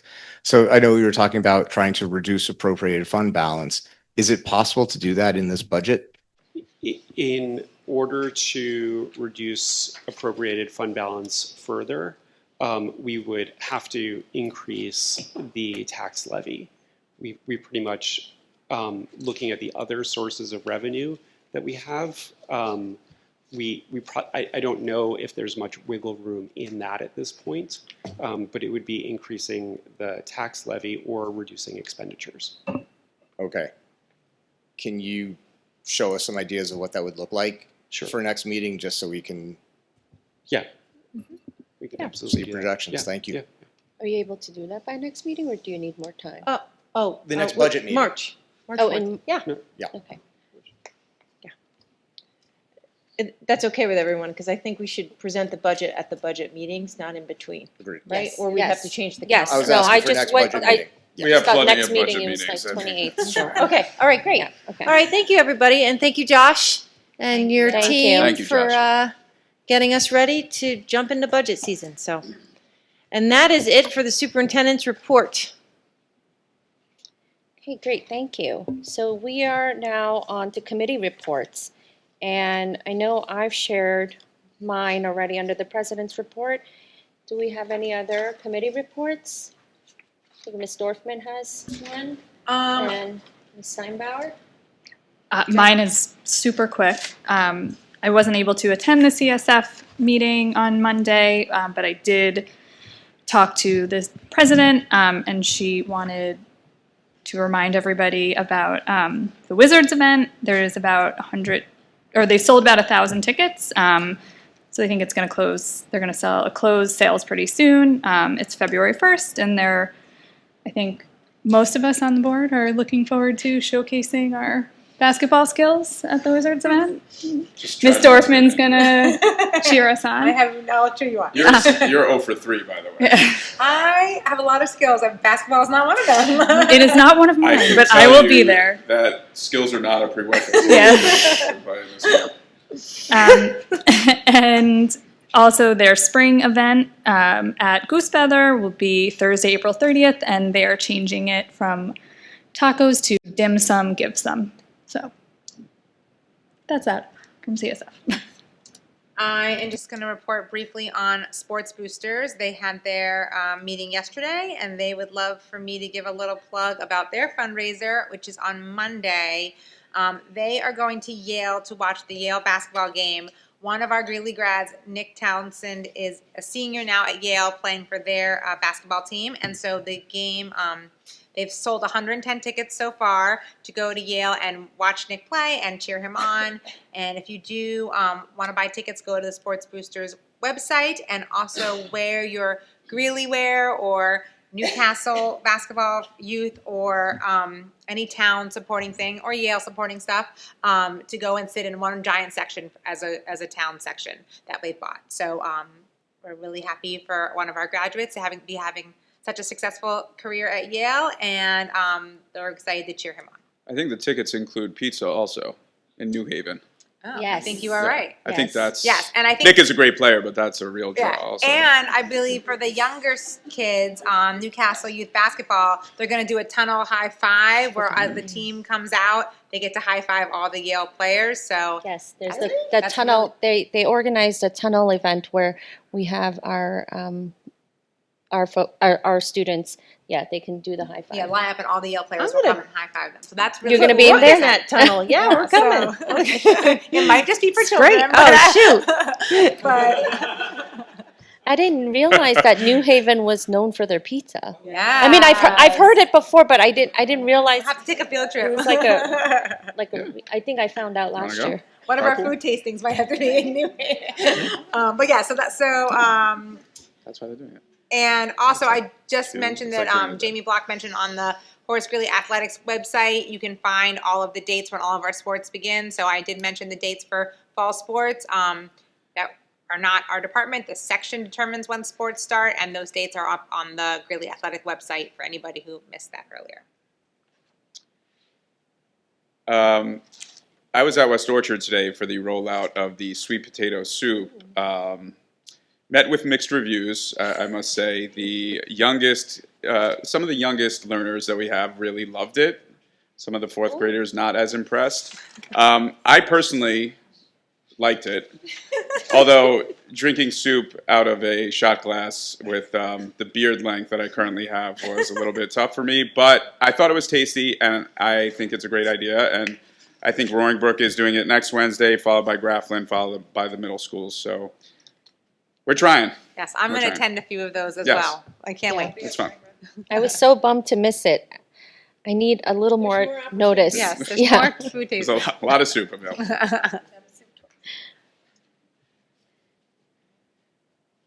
Anyone else? Nobody?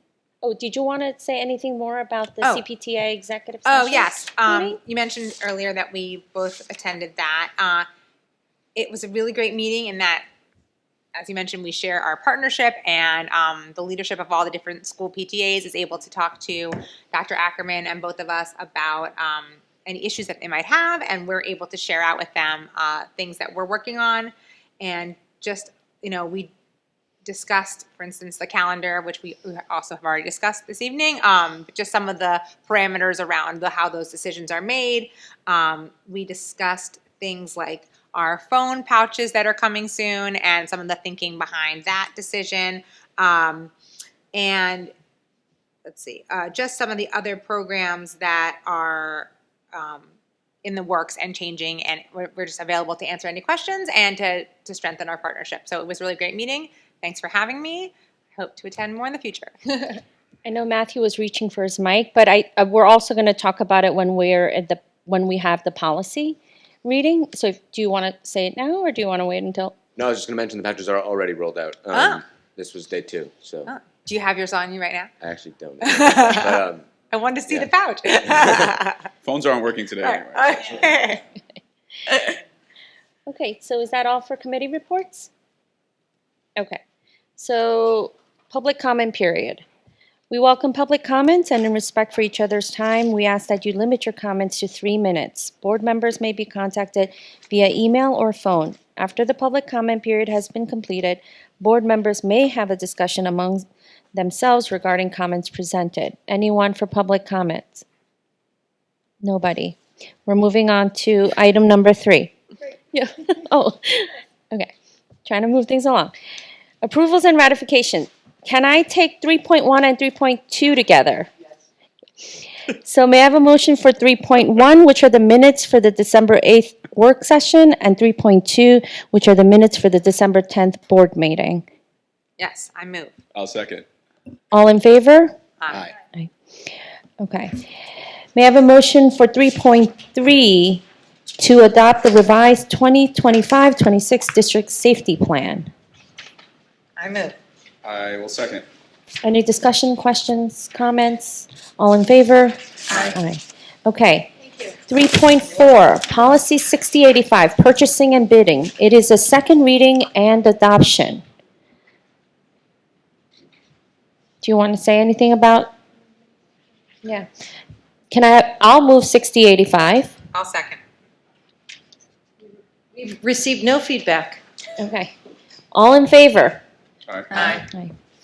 3.5, Policy 2005, Advisory Committee, second reading and adoption. I'll move. May I have a motion, may I have a second? I will second. We've received no feedback. All in favor? Aye. Aye. Policy 3.6, Policy 0100, the mission statement of the Chappaqua Central School District. I'll move. I will second. Any comments? Questions? No? Okay. Yeah, I shared it during the. Oh, yes, that's right. All in favor? Aye. Aye. I recommend 4.1, instructional as presented. I'll move 4.1 as presented and recommended by the superintendent. I'll second that. Any questions, comments? This is, we kind of went over some of them.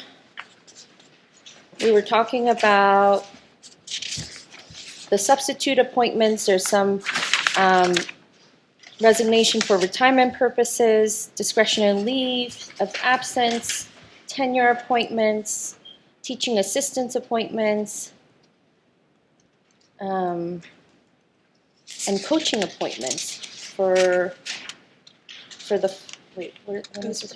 For the spring. Yes. Any thoughts, questions? All in favor? Aye. Congratulations to Debbie Alspa and Caitlin Polovich. We will celebrate them in June when we celebrate all of our candidates who are up for tenure this year. And so now I recommend 4.2 non-instructional as presented. I will move 4.2 non-instructional as presented. I'll second. Any comments, discussion, questions? Okay. All in favor? Aye. We are on item 5. Recommended action. Using the consent agenda permits the Board of Education to make more effective use of its time by adopting a single motion to cover those relatively routine matters which are included. Any member of the board who wishes to discuss individually a particular piece of business on the consent agenda may so indicate. That item will be considered and voted on separately, thus preserving the right of all board members to be heard on any issue. It is recommended that the Board of Education approve the following consent agenda as submitted by the superintendent of school. So we have items 5.1. I'm going to take, so we have from 5.1 to 5.12 and includes CSC summaries. We have the donation from the robotics club that Mr. Coloblock talked about. We have some increase to purchase orders, some budget transfers, bid awards, and the SMOA that we talked about with Dr. Pease, So I will move items 5.1 through 5.12. May I have a second? I'll second. Any comments? Questions? All in favor? Aye. Okay, brings us to item number 6. Be it resolved that the Board of Education hereby acknowledges receipt of the following contracts approved by the superintendent per Board Policy 6085, purchasing and bidding. We have 6.1 through 6.3. We have an agreement service with Mr. Logan Caldwell Block, tutoring service with Backcountry Wellness, and continuing education contracts for winter 2026 classes. I will move 6.1 to 6.3. Second. Comments, thoughts? All in favor? Aye. Okay, we are on item 7, facilities. Be it resolved that the Board of Education hereby acknowledges receipt of change orders approved by the superintendent per board resolution adopted at the June 14, 2017 Board of Education meeting. We have 5 change orders, so 7.1 through 7.5, and it is all with the athletics pavilion. Mr. Caldwell Block, you want to say a little something? Sure. So we're in the process of closing out that project. So you see a few credits and you see a few other change orders on there as we work with our vendors to go through their schedule of values and what got installed and what some site changes were made. So there's some small change orders so that we could close out that project, sign the final cost reports, and start receiving building aid on those projects. Great, thank you. So I'll I'm going to, ask, just when the project is finished, we've spoken about this a meeting or two ago, do you then perform an evaluation of how effectively the architect or engineer spec'd out all the work? And then is that something you'll be presenting to us, or is that information we'd have to ask for? We have previously not presented that to the board, but we can work through that. And if you would like a presentation on the entire projects and looking at that, we're happy to present. so the comment that I was going to make can probably connect to your ask. So I have previously asked for some sort of chart, or doesn't have to be a slide, but maybe if we present it here, it has to be a slide.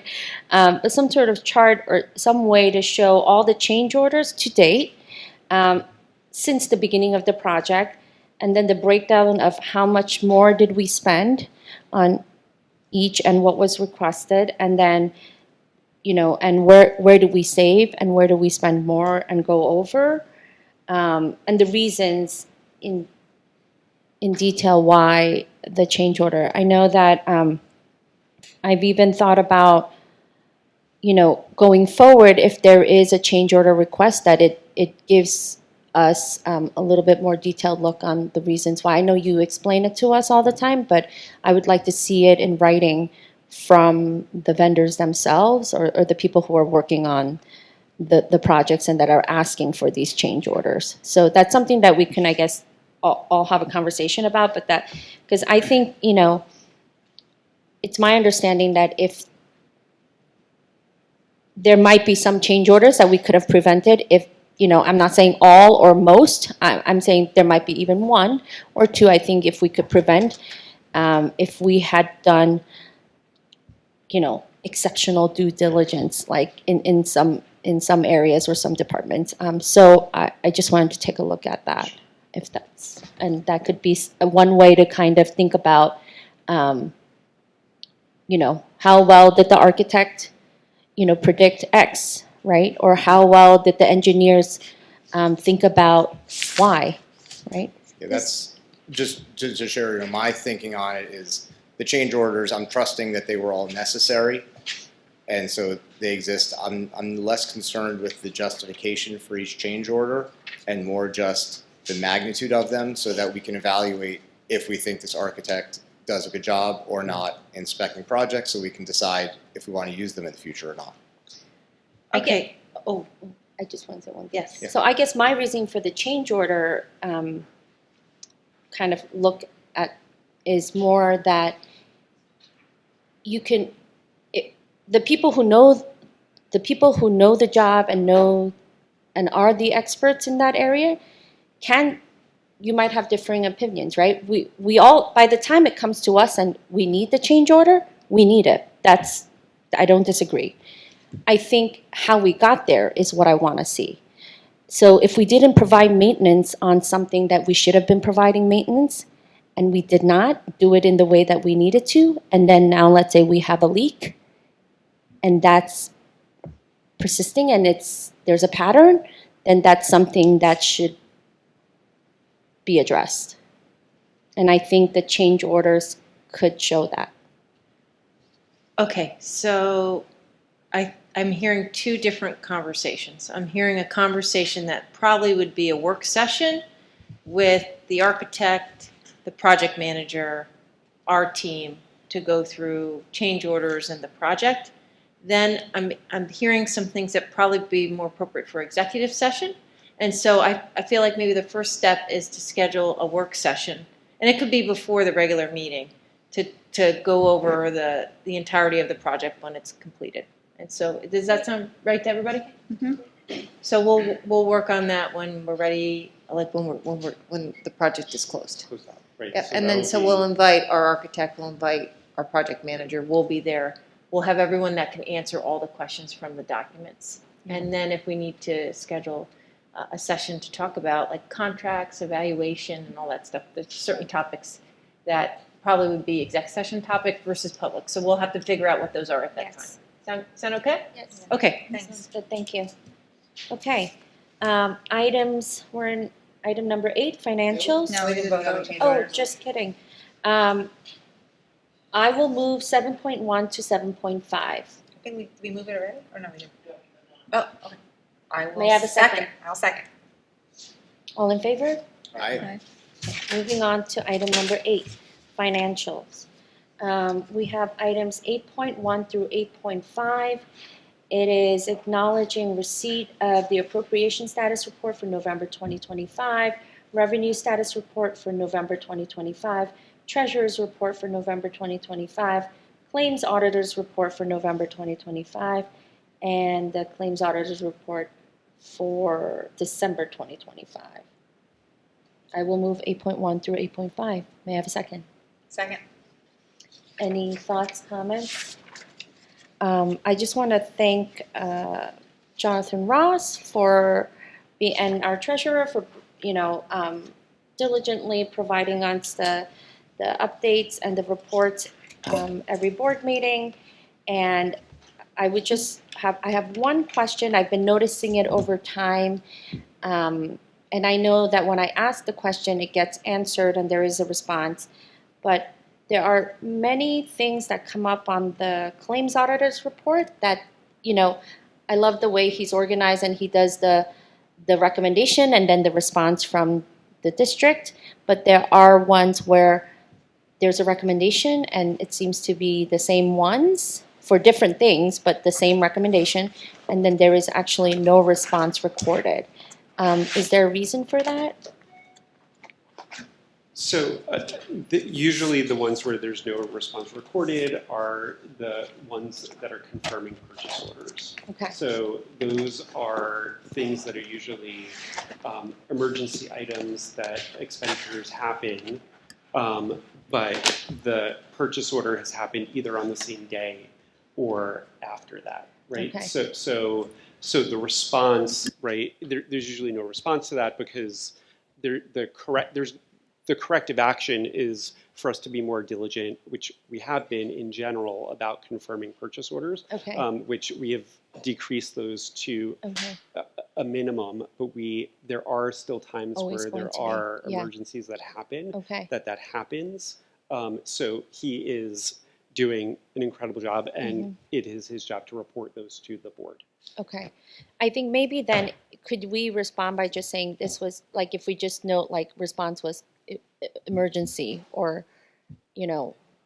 whatever. Yeah, we can do that. Yeah. Right. So what we'll do is I'll talk to him about changing the process a piece of it with our accounts payable, our treasurer and myself, so Okay. that we could get those and then we can respond. He works with our accounts payable person. Right. So she doesn't always know that before it gets Okay. completed. So Okay. I'll work with him to adjust that, because Okay. usually there is a response to there's always a response to why Yes, that's yes, happened, and it's yes, maybe where yeah. we'll make sure that that goes back to him as a management response and then makes its way to the report. Okay, We can do great, that. Yeah. thank you. All right, all in favor? Aye. Okay, item 9, notice of future meetings. Our next meeting is Wednesday, January 28th, 2026 at 7 p.m. The board and the administration has a board and admin retreat at 4 p.m. right here on campus. And we will be looking forward to the strategic plan update. And then the meeting after that is on February 11th at 7 p.m. and it is right here. And there's no presentations at that meeting. Oh, right, that's right, pre-K. I'm going to put that right here. Okay, great. May I have a motion to adjourn the meeting at 9:32 p.m.? I move. I May I have a second. okay. All in favor? Aye. Thank you, everyone.